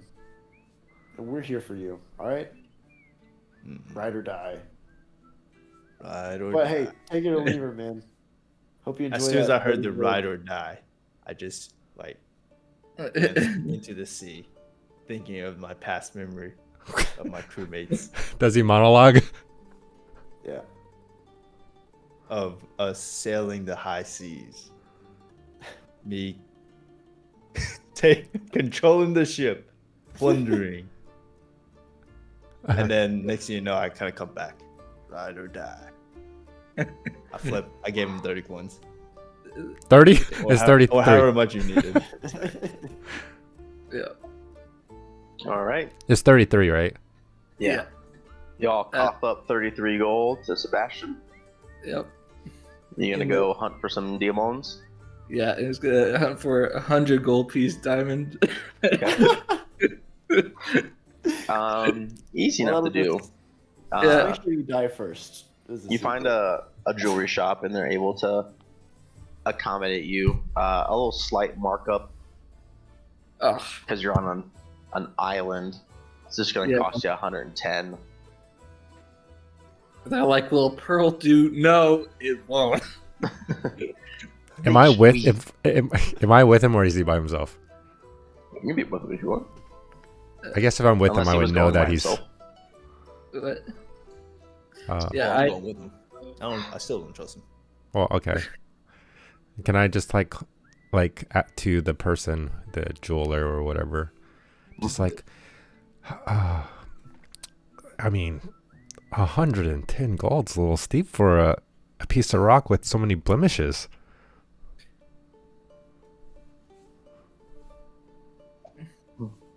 now and then I that would be like will now. get it polished up right for you. Yeah.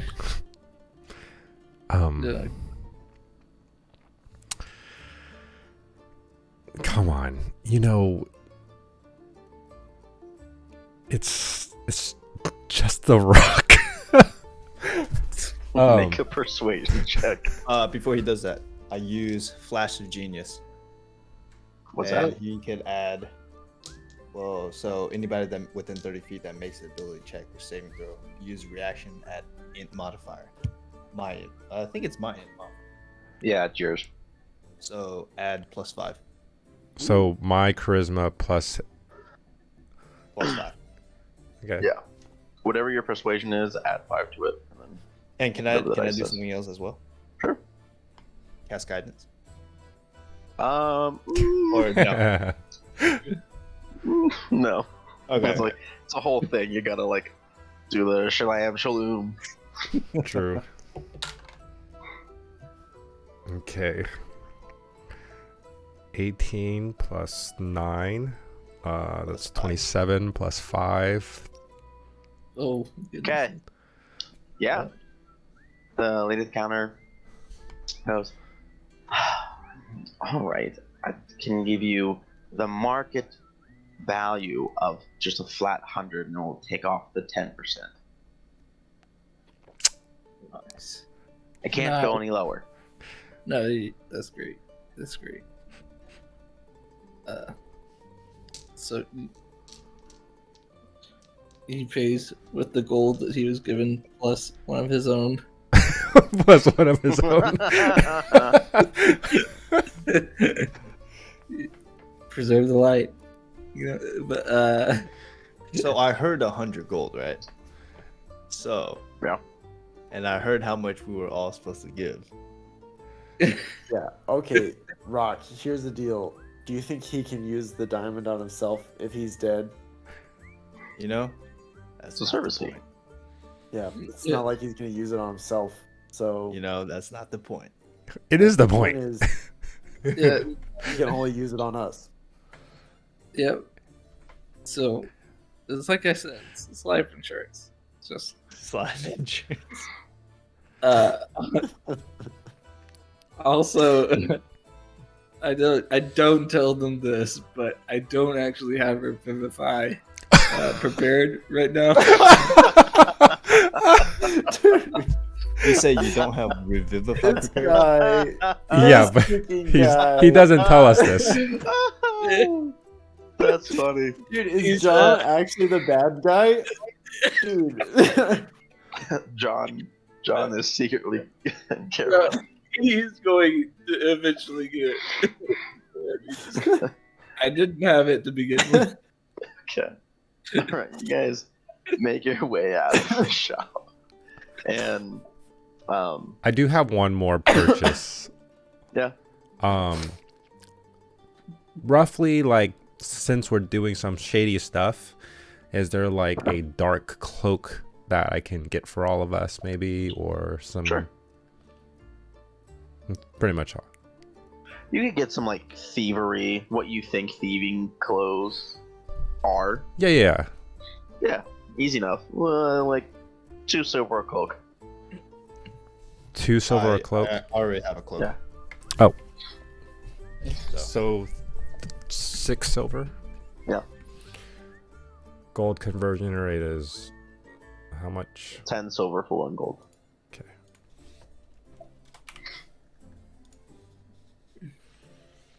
Okay. oh, you do not have that prepared. It's so funny. I can. What's the long rest? It's. I was gonna say that I actually have it prepared. Oh, we did. Oh. Can I mark this down as a thievery cloak or just a dark cloak? You could, whatever you'd like to name it. Hey, In the shape of a bat cloak. John, are you using a shield by any chance?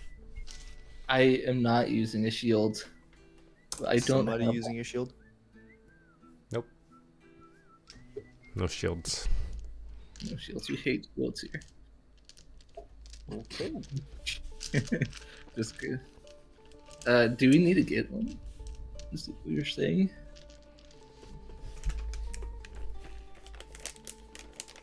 Okay. You guys have a few more hours now before you're gonna have to go meet with them. The sun is, on its way to setting. And you know that the dwarf mentioned being back when it got dark. Okay. What, are you a paladin, John? Yeah. So do you want a shield? I mean, Are you using a 2-hand? I'm using a 2-hand, but I also Oh. have a 1-hand Oh. as well. You can Two-handed better. you can say for the sake of it that you have a shield with you. I'm not gonna make you go out and buy one. It's like part of the equipment you could have picked up at the fort. Do you? Okay. Are you gonna use a 1-hand shield, or are you gonna stick with the 2-hand?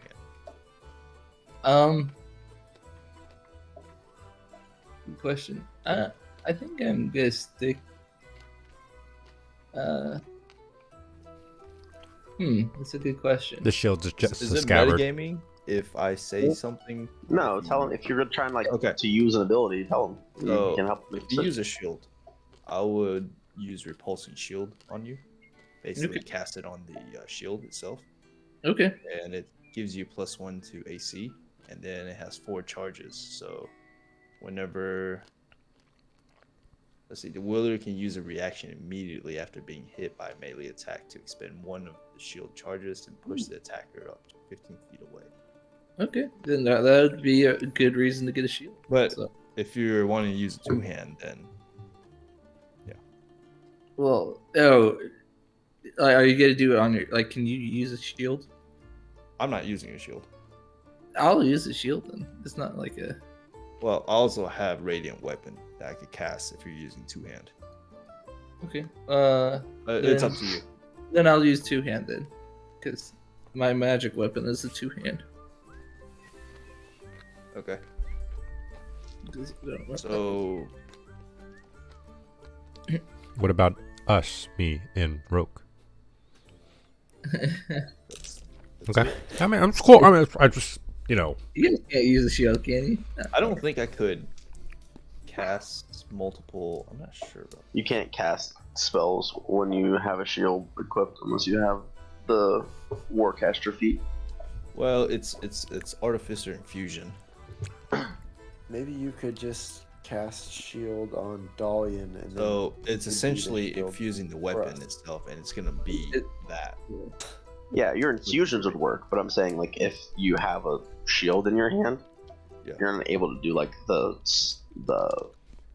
like somatic components of Yeah. Well, spellcasting. if he's gonna He's- use the Yeah. 2-handed, I'll let you choose I could even give you Radiant Weapon, which is +1 bonus to attack and damage roll while holding it. The wielder can take a bonus action to cause it to shed bright light in 30-foot radius and dim light for additional 30 foot. Okay. That has 4 charges, same thing. And it could cause the attacker to be blinded until the end of the attacker's next turn, unless the attacker succeeds on Does it just last forever? the infusion? Double check. Yeah. I think so. I think it lasts until like you rest. Yeah. So I could either give you that, or I could give you enhanced weapon, which is +2 to attack and damage. Sweet. Sweet. Either one. Let's do the light. The what? The The light. radiant one. Okay. Radiant. I'll just okay. Yeah. I'm just gonna do like while he's I don't know, Yeah. doing something. I ask him for his sword. Yeah. The axe. Start doing some pirate gibberish. And you like have it sitting like on your lap while you're riding in the cart over to the place, and as you like are drawing or like run your finger across the metal of the axe, your finger leaves like behind traces of this like unique scrawling that you've come up with to symbolize your rendition of this magic to imbue this weapon with the power. And you finish, and it kind of glows softly with a yellow light and then fades away, waiting to be activated. Hmm. Okay. John, if you click on the website, there's Oh, nice. descriptions to it. So Thank, go to Radiant Weapon. perfect. Thank you. And then Alrighty. Before we get everything started, you guys want to take a little break? Yeah, I could use the restroom real quick. sure. Yeah. Right.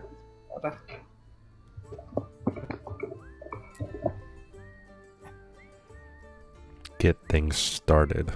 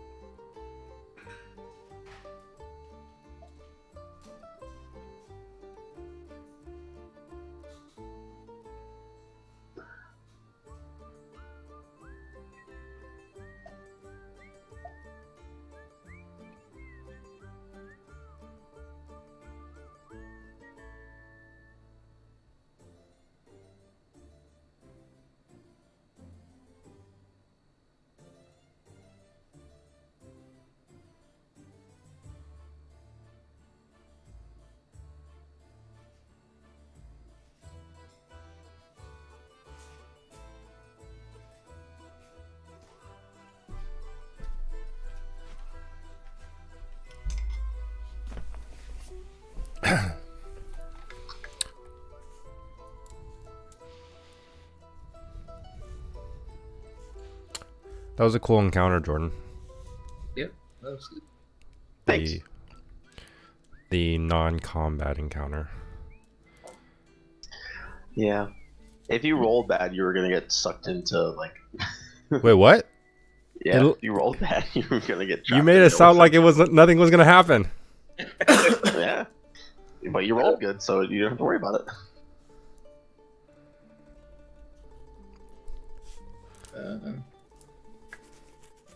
I want you guys to know, when you figure out what all is happening, I'm having a lot of fun writing this.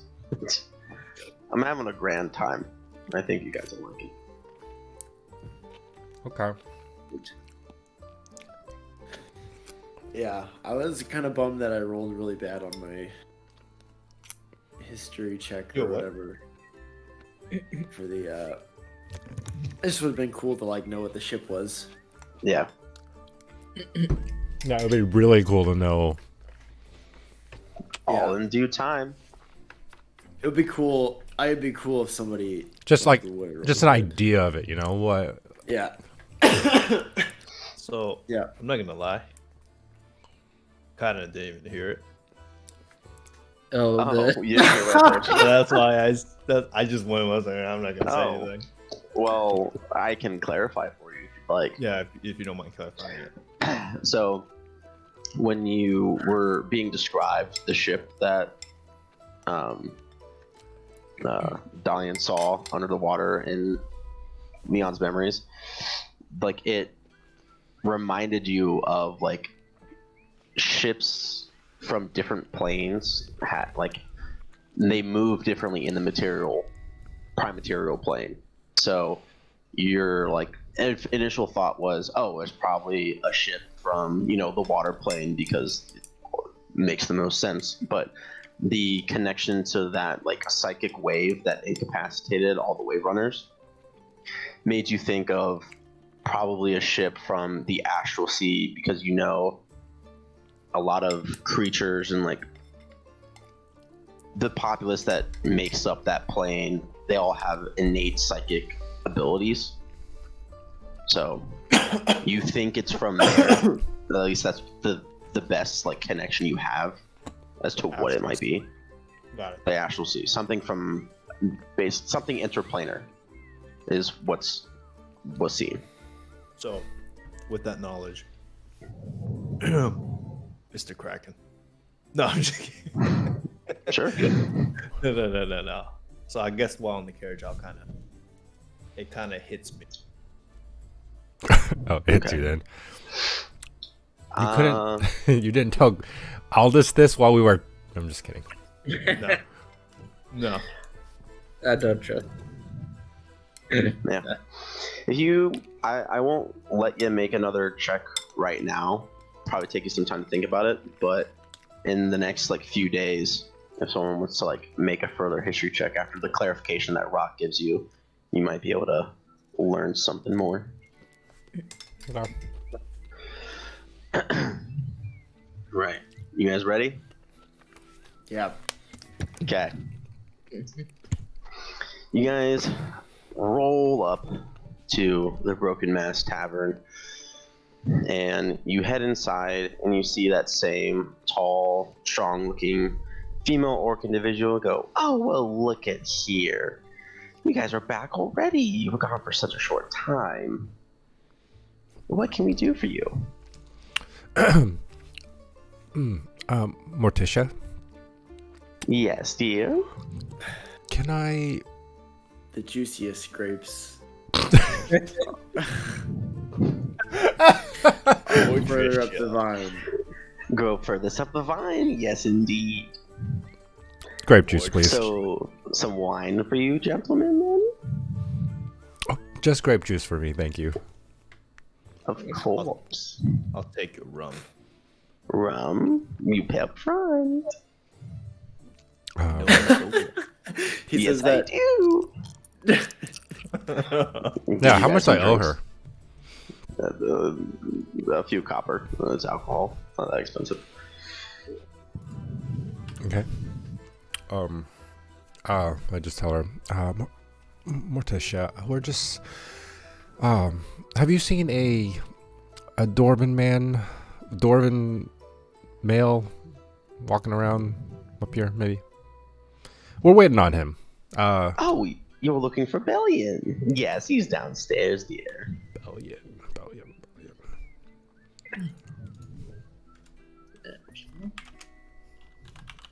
Thanks, Morticia. We know the way. I'd hope so. Ever joyful. Okay. Rock, you feel her or Roke, you feel her gaze lingering on you a little longer as you're leaving. Hate to see him go. And you guys make your way to the back and down the stairs. You get to the door, give it the knock, and the guard sees you guys and lets you in. It's the same one from earlier.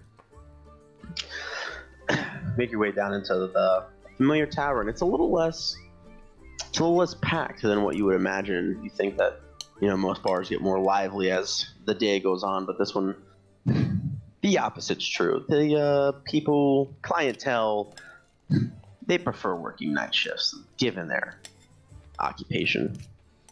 You see Urix is sitting at that head table, where as opposed to before he was eating and drinking, he's now talking to people in a more business demeanor, looking through some paperwork.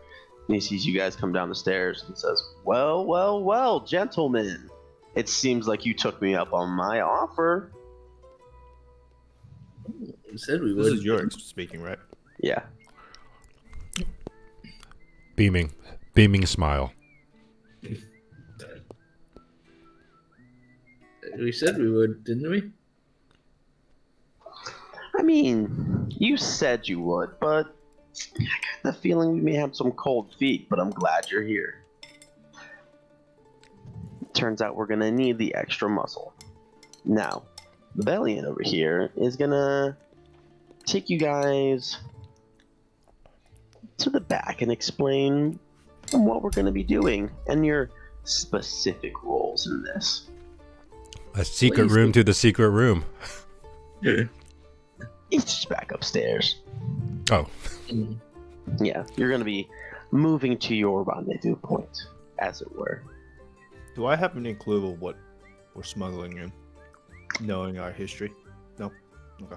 Your best guess is probably, different paraphernalia, probably drugs is what you're most used to smuggling into places.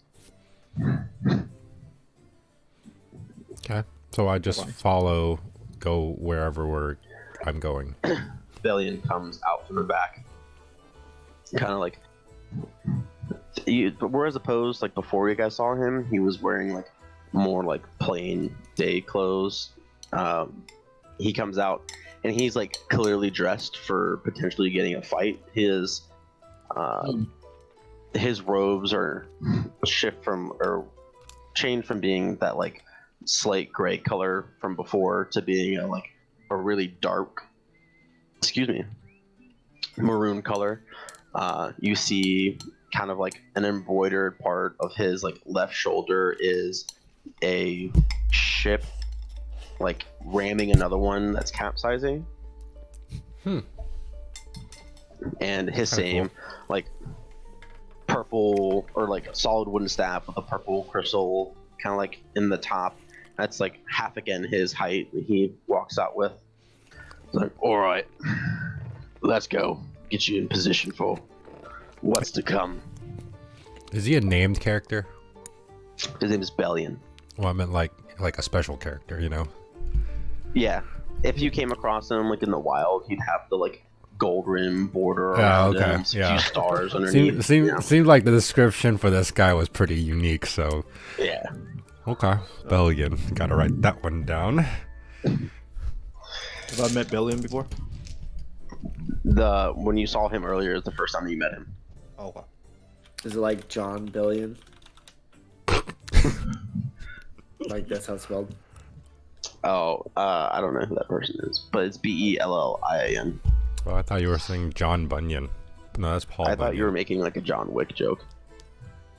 Oh no, he's a singer guy. Oh.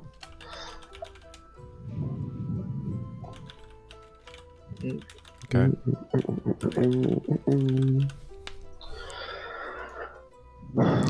All right. He leads you upstairs, and you are kind of like flanked by one other person, just a gnarly looking bald sailor missing a few front teeth. Hmm. Pretty wiry. Is he wearing Looking- an embroidered? Nah, Okay, just making sure. he looks kind of feral. Okay. He Bellion leads you upstairs and outside of the bar, and by now the sun is set and it's fairly dark, and he starts leading you down to the docks that are like where the Broken Mast Tavern is situated next, on like the western part of the village. And he leads you, doesn't say a word while you're walking, and you get to the end of the docks where you pass a few guards that like recognize him and like let him through. They don't seem to be paying too much attention to like odd traffic at odd hours. They seem to be pretty used to letting him and other people with him through at this time of night. And you make your way to the end, and there are a few smaller like skiffs arranged around the dock. And he turns around and you see like a few of them are already like manned with people going around getting things ready to depart. He's like, all right, so we're going to be sailing out just inside or just outside the blockade's patrol, picking up a shipment of undisclosed materials. Spices. Sure. And the skiffs will bring them back here to the docks. You, however, your ship will meet somewhere else on the island. You'll load your cargo onto some wagons, and me and a few others will help you escort the merchandise to its final destination.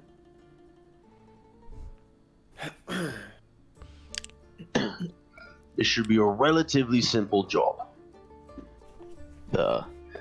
Yes.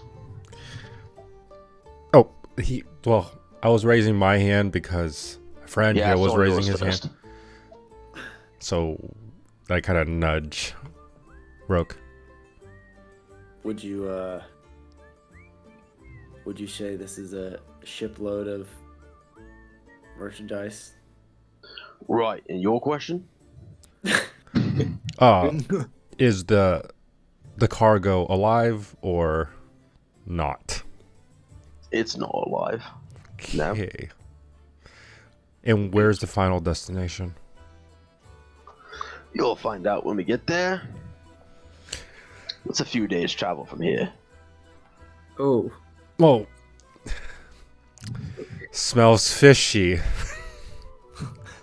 And he like looks around. We're at the dock. Anyway, I'm just shaking my head. the complicated part of this job is the escort of the cargo on land.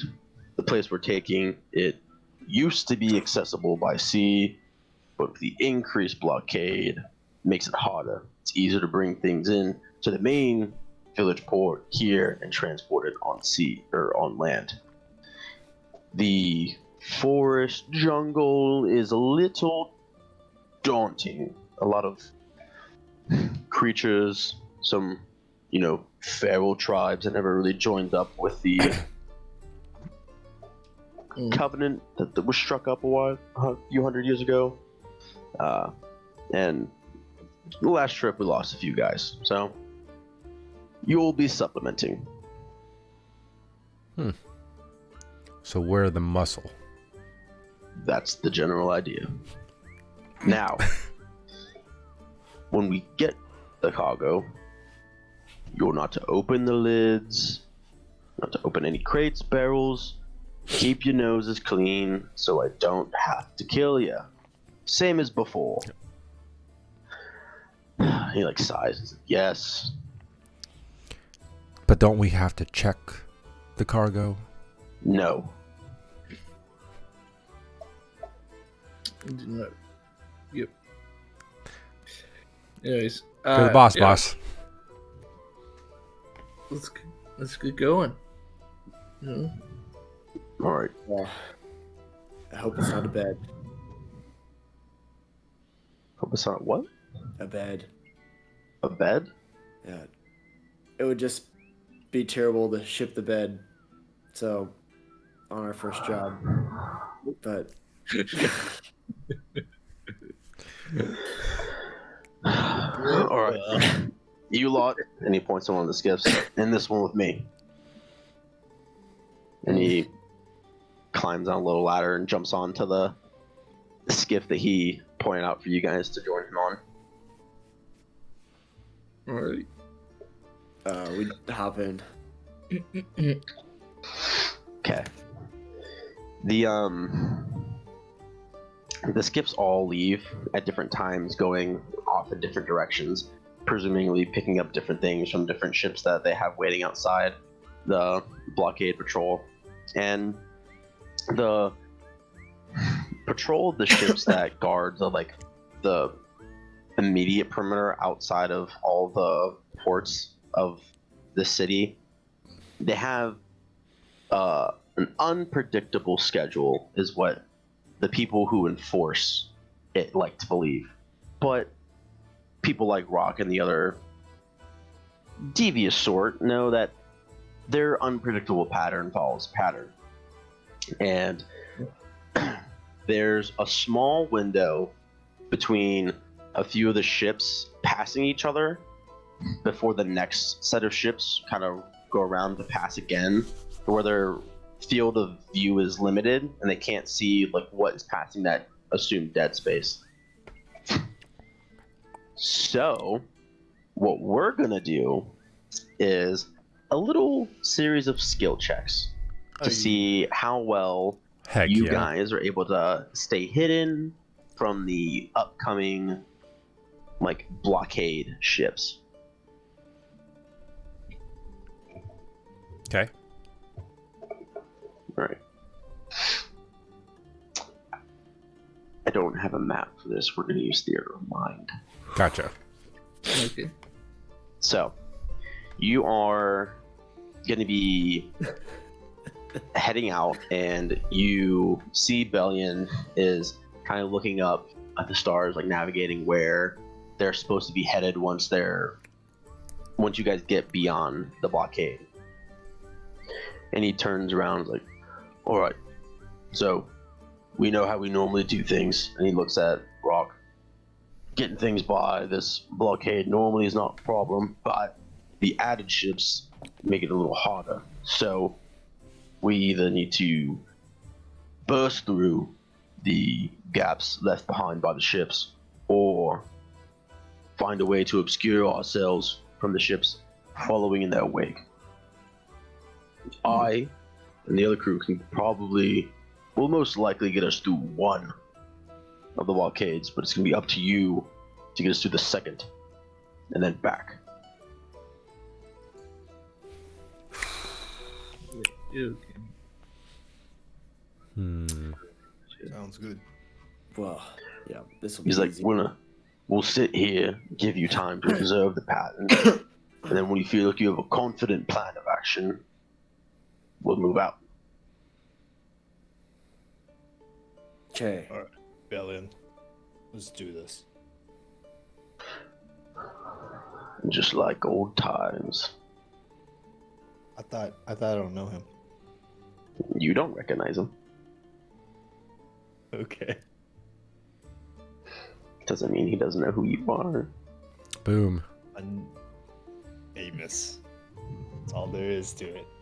Mm-hmm. Wait, do I hear him say that? Look towards me? Well, he wasn't really like looking back at you, but you heard him say what he said. Okay. Cool. Okay. All right. Uh, So for like the skill checks, it's going to be 3 successful attempts, or 3 rolls basically, You need 3 successes to get past one of the blockades. So Bellion and his crew are, with a high likelihood of success, going to be able to help you navigate through one of them. It's going to be up to you guys to get through the next one. You can ask him to get you guys through the first one or the second one. It's up to you. Which one looks less complicated? Probably the furthest one. The patrol patterns for the ships closest to the port are a little tighter. So there's like less room for error with those ones than the ones that are patrolling a larger swath of the ocean, like outside of the port. It's like Frogger. Yeah. Well, Yeah. why don't you show us how it's done first, so we can kind of get a,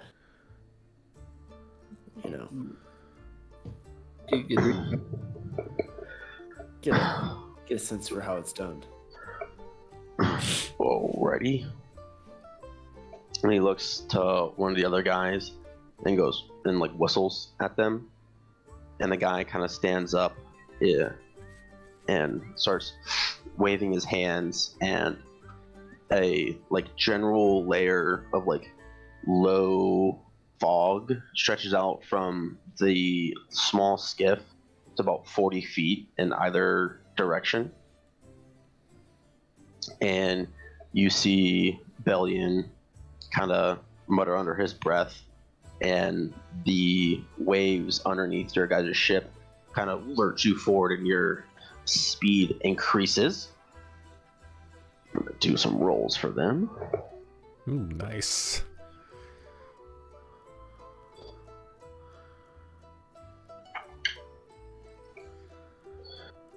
Okay. Oh, and I have like general stats for your little skiffs, and they'll come into play Okay. when you guys. I'll let you know what stat will apply when you get to it. Okay. The guy who brought up the fog seems to strain to kind of keep the magic of the fog kind of irregularly dispersed, so it doesn't look like one localized little mushroom cloud of fog in the middle of nowhere. Kind of like evenly distributing it out to make it look natural. And then we're gonna roll for Bellion. Bellion, after that, you feel that initial lurch up underneath from him casting the spell.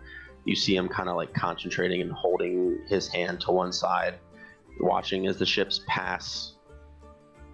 And he sees an opening, and you feel the boat lurch forward as he thrusts his hand like up in front of him, and the boat rapidly moves in between the distance that the two ships left apart, and you see small like hooded lanterns on the back of the ships that have like a focus, like kind of almost like a spotlight looking out across like in the dead space as they're passing, and they get a chance to see if they see you guys.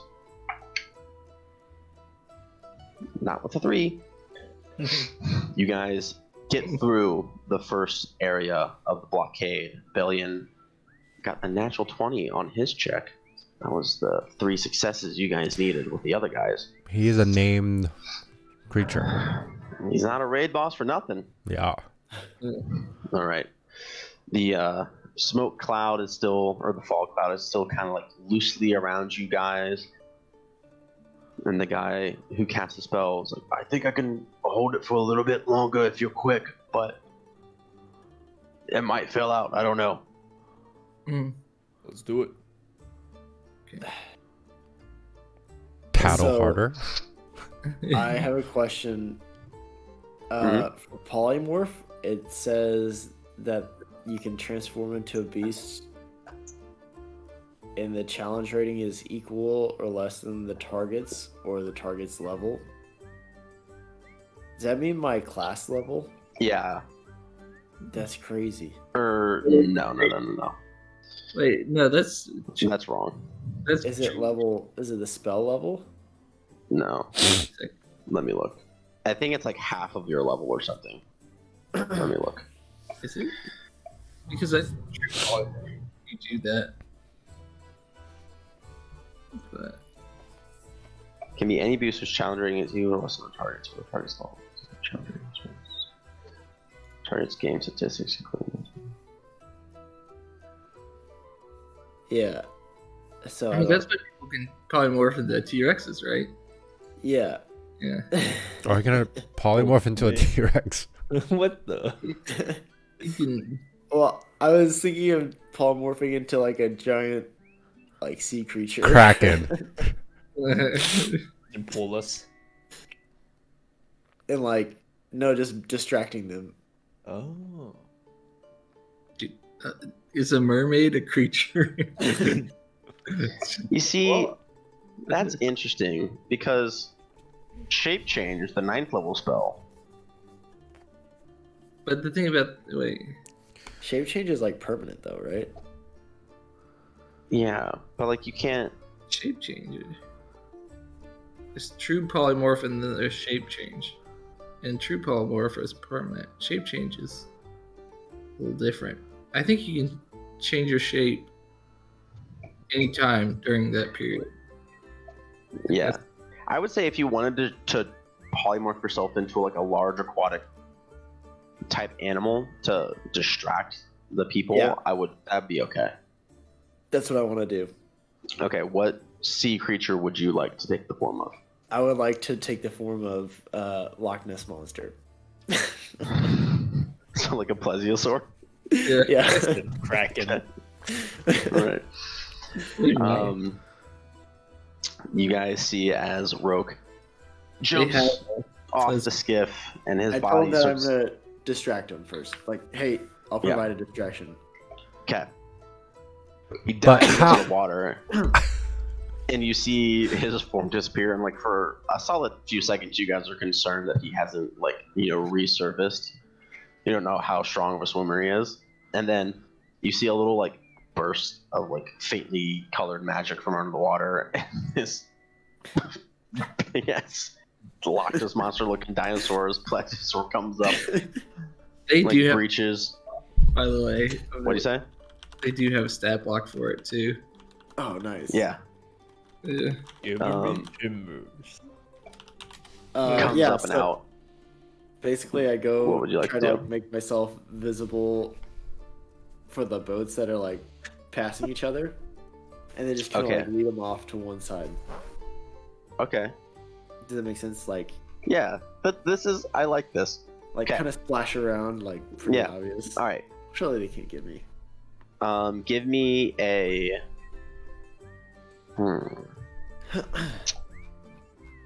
It's gonna be with advantage because it's a creative idea. Give me either performance or a general dexterity check. Can I cast guidance? Do you have to touch them? Yes. Dig it. I will do. I'll say if you wanted the guidance and as he jumped off, you could. Whoa. Did you tell us what you were gonna do I beforehand? said I was gonna distract them. Okay, then. Then yeah. that's fine. Now, does he use his charisma or the plesiosaurus charisma? Oh, Plesiosaurus. -3. I gave you two options. I gave you two options. I don't know what I'll just roll first, and then we'll figure out what it is. He also has Don't forget the guidance. a 2 of int. Do they have a fairly good dexterity, the plesiosaur? It's a +2. Oh, I'll take the +2 then. Yeah. Plus a d4, plus whatever you rolled. Oh so my. it'll be 19 total. Right, pretty good. All right. You gonna roll insight for a ship. Wow. I can't believe it.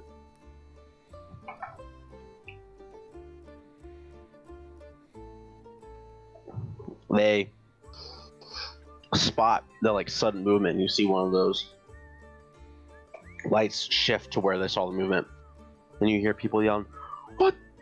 What was that? How'd it get through?" And he's like, "I don't know, but we gotta go. We gotta go." And they start yelling.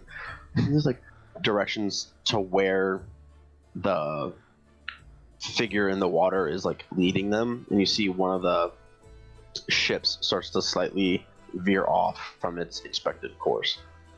I do like a Free Willy, too. You You see one of the guys say, "It's beautiful."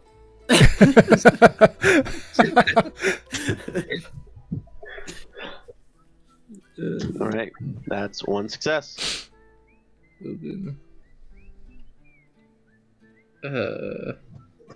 Wait, so we have 2 successes right now, right? No. You guys have Three. one. If you want the fog guy to try and go again, he can, Oh, but it's going to be harder for him to do so. so how many more do we have to succeed on? 2 Where's your more. last one? Oh wait. Okay, this is the last one. Okay. Question. Yeah. So we're basically just sailing like under the nose of these ships, right?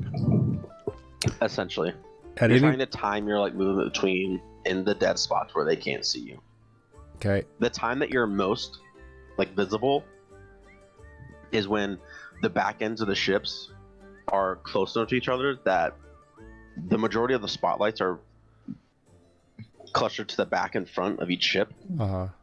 And so it's the most dangerous to go when 2 ships are close to passing each other and when they've just briefly gone, because their spotlights are able to cover a larger distance Uh-huh.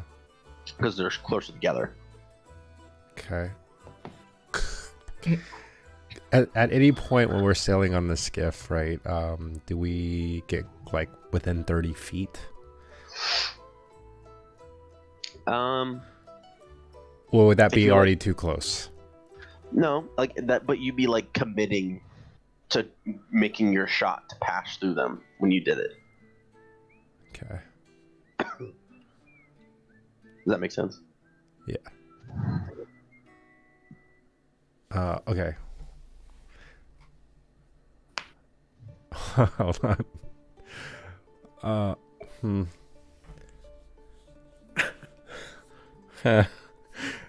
Might be a my little spells are, like, disastrous. damage. What was that now? All my spells are damaged, so like that was the only thing I could do that was like helpful. Yeah, the paladin doesn't have too many great distraction spells. Now, it doesn't have to be magical things that try and intervene to help you guys succeed. Things like Yeah.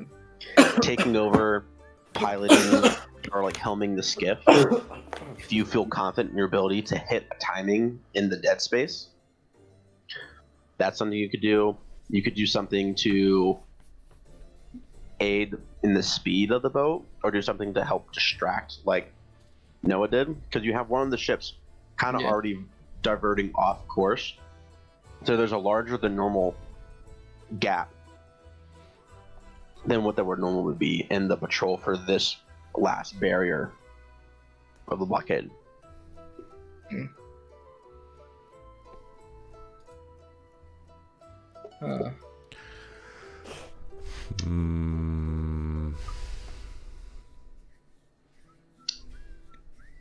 Just Dude, if only we had a pirate captain that could do something. yeah. Just imbue the ship. That's I wish I Uh, could. Fully weapon on the ship. Can I don't know. I could create a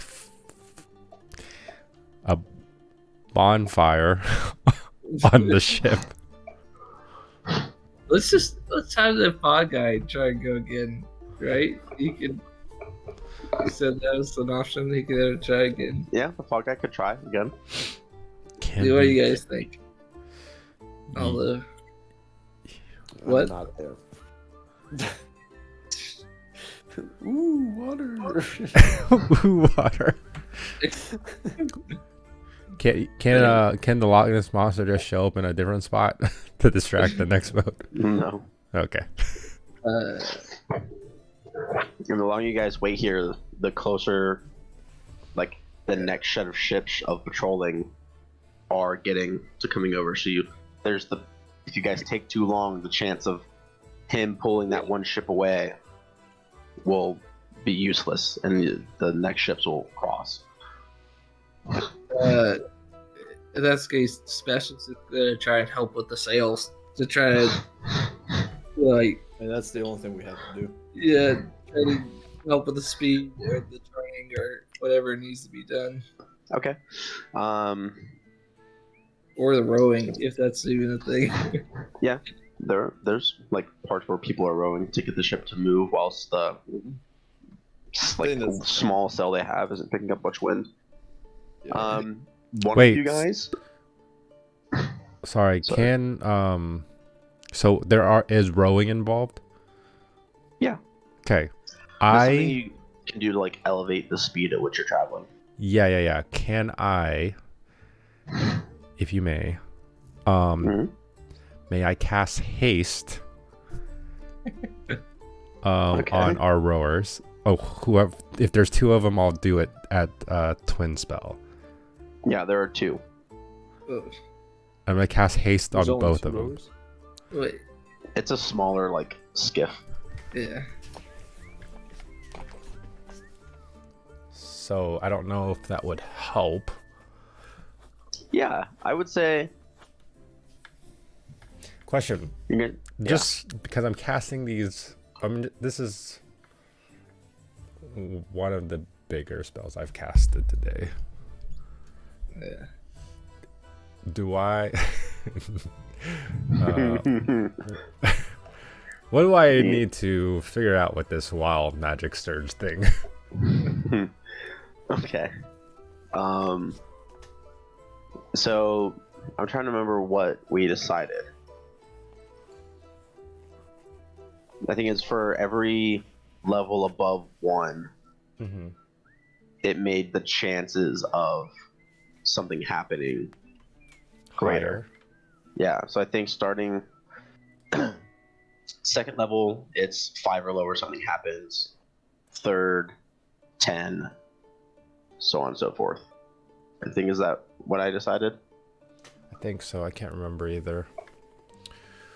Okay, so What level spell is haste? I don't remember.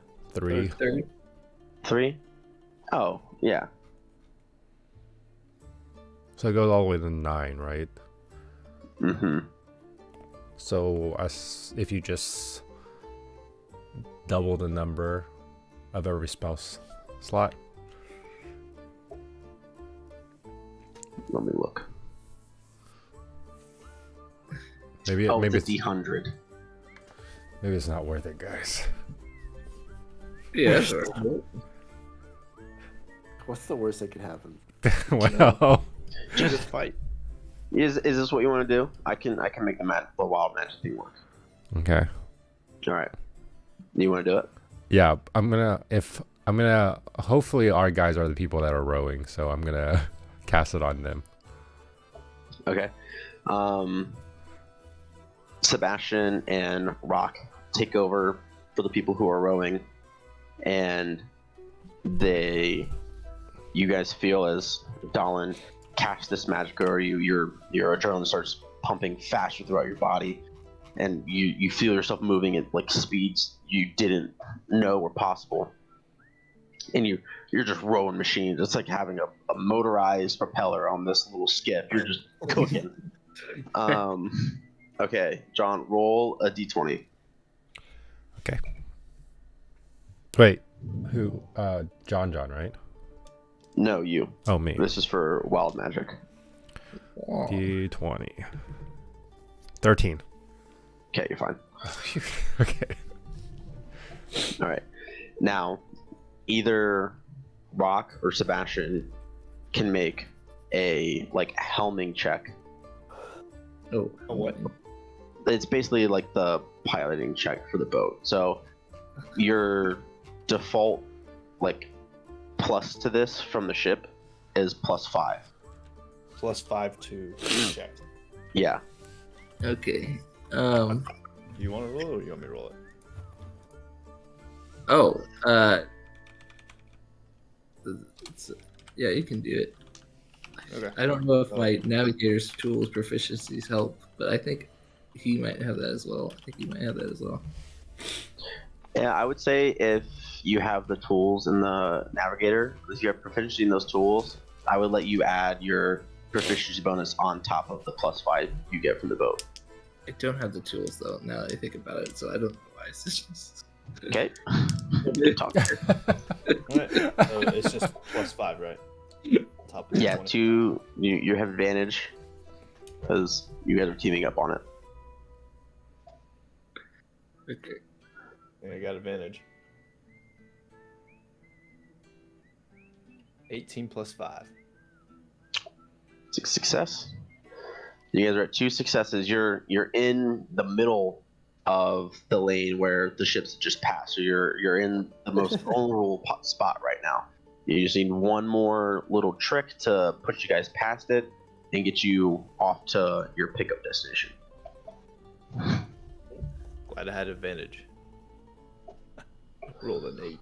So I need a rep. Assuming This we could be rock- something to like obfuscate you guys if you have anything to help you do that, or Is haste still happening? it lasts for a minute, and then you guys are stunned. Oops. I If mean, you stunned wanted to for like try- 6 seconds. If you wanted to try to make the same check again, the DC would be higher. But you could do it again if you wanted to. If you guys can't think of anything else. But there's always the fog guy.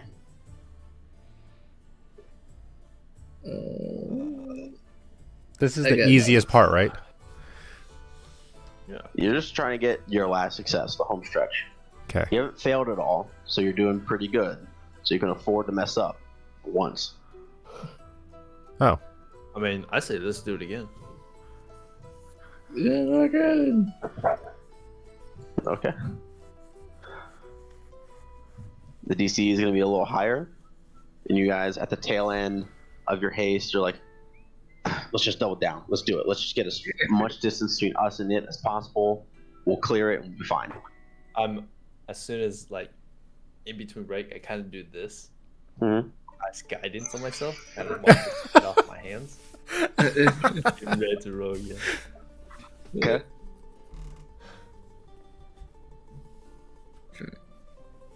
Oh. Yeah, you roll. You gotta roll. He guided himself. He doesn't have a roll. A, and then I do a 1d4. It's a 4, baby. And +5, so that's 11, 4, and 5, so 20. You just meet the DC. The original like DCs for everything was 15, and when you guys went to double down on it, that just added 5 to it. So good thing guidance. Now, just out of curiosity, if I said that Sebastian smited the water to help propel forward, would that would have Smited the water. that was my only other option. I would have had to make like a spellcasting check, like I had John did earlier. The DC was pretty high. Smite! It's just this big splash. Smite.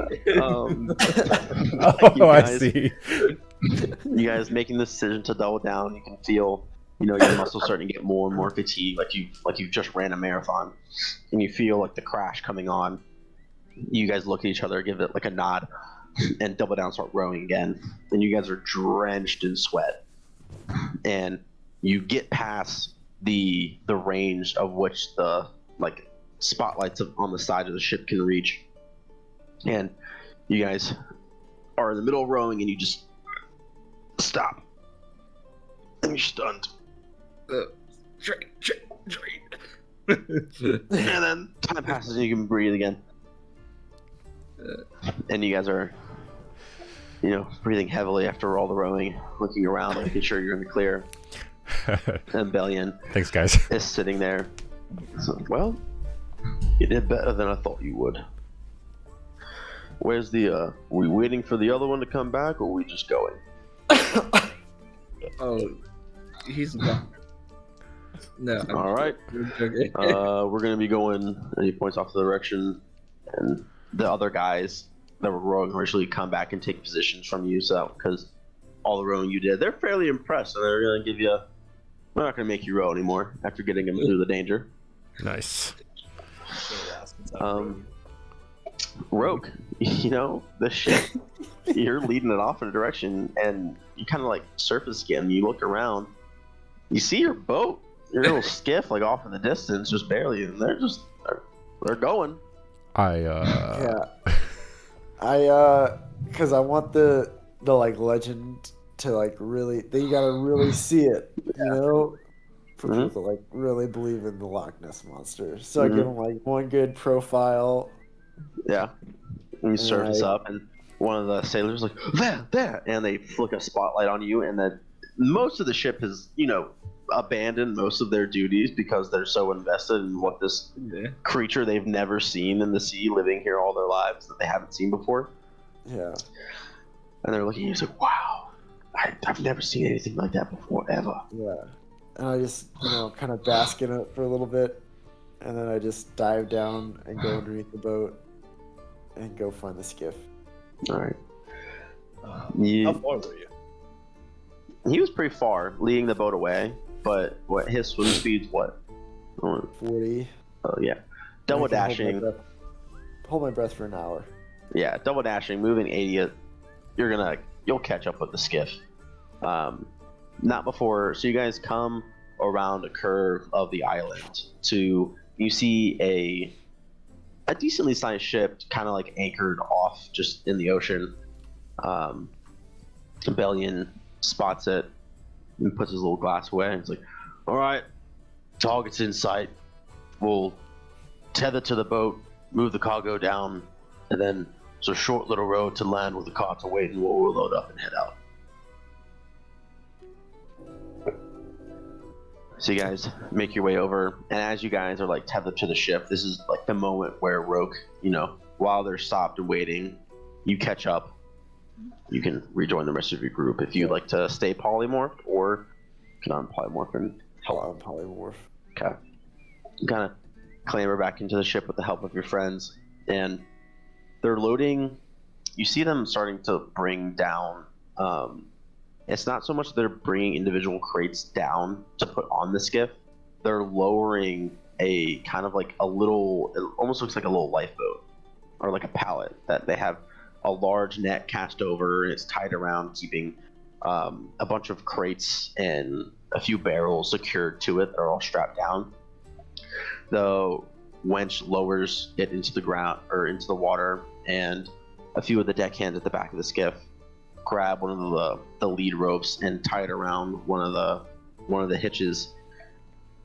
And Bellion like looks over the crates. His eyes like flash for a little bit, and then he blinks and he goes back. So, all right, let's go. Wait, was that like magical flash, or is it just like his eyes like flash like he casts a spell? Okay. All right, it's all there. Small little road to shore, then we start our little trek home. Okay. Guys, row for a little bit longer, 20 minutes to get to shore, and pull up, get the skiff onto, and start unloading the crates into what? The what? What was unloaded?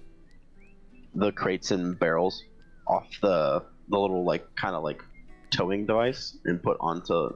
No, you. Oh, just making sure. Loading it onto the carts. You guys are me. Yeah. protecting over the next few days. All right. Is there any way of figuring out what's in these things without opening them up? Seems like You he can did certainly that. try. I'd like to take a Yeah. sniff. I don't know. If you've got something you want to try, you let me know. And we'll see where it takes us. Okay. All Now right. you remember, you don't have to like immediately try to figure it out. You have some time. Yeah, for You're gonna sure. be presumably traveling for a few days I'm so to get to your curious. destination. Yeah, it's mystery, man.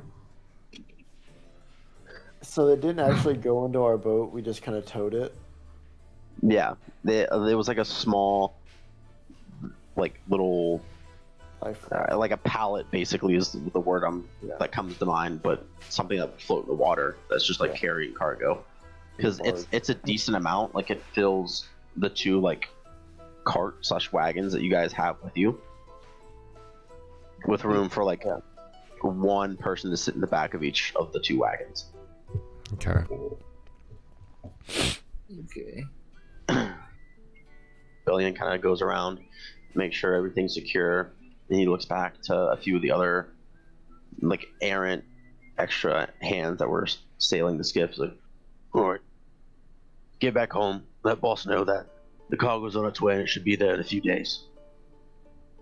They like nod and they push the boat back out, start making their way off. The rest of you, we're gonna travel a short time for tonight, and then really start hitting it tomorrow. I just want us out of eye line from the shore.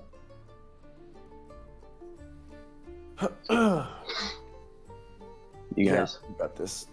slowly make your way, and what you're like not really sure how they're gonna navigate carts through a jungle-y forest like this. Mm-hmm. It doesn't sound like the carts are gonna have a good time getting through. But you see, once you go around a path, there's like an area path this is the first trip that has been made. It won't be the last. There's a clear path that they're going to be taking. So it's been cleared out ahead of time. There hasn't had much time for life to regrow in its place to kind of reclaim bits of the forest that were cut out before. You guys start taking off into the jungle. The insect life coming to life around you.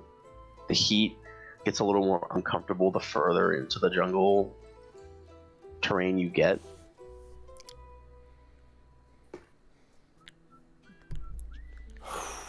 This is the next day, right? What is it? We don't have much more time left, right? Correct. Yeah. So, you guys, we'll say for the sake of brevity, you get a few 100 feet inside the tree line to where there's an obvious area that they've set up these like small camps before, just to hang out before the real journey starts. Bellion has you guys offload the crates into the center in between two of the wagons. Like basically like the wagons are in like a V and the crates are stacked in the middle, so that way things can't be taken off the side, and the rest of the camp is formed around it to make sure that nothing gets in to take whatever's in the crates and barrels. It's like, all right, you four did a pretty good job, I guess, so you go ahead and go sleep. The rest of us will watch for the night, and then the next few days we'll incorporate you guys individually to the watch. So basically, it looks like a jungle, but they know the path. Yeah, you don't think that your guys' help is necessarily in navigating where your destination is, Protection. but it's the jungle poses a significant enough threat that taking the few people they had left wouldn't have sufficed, and they probably would have not made it on time or with everything they need. Okay. On time. Time for what? I don't know. Stuff. As the food says spoil. We really gotta get there.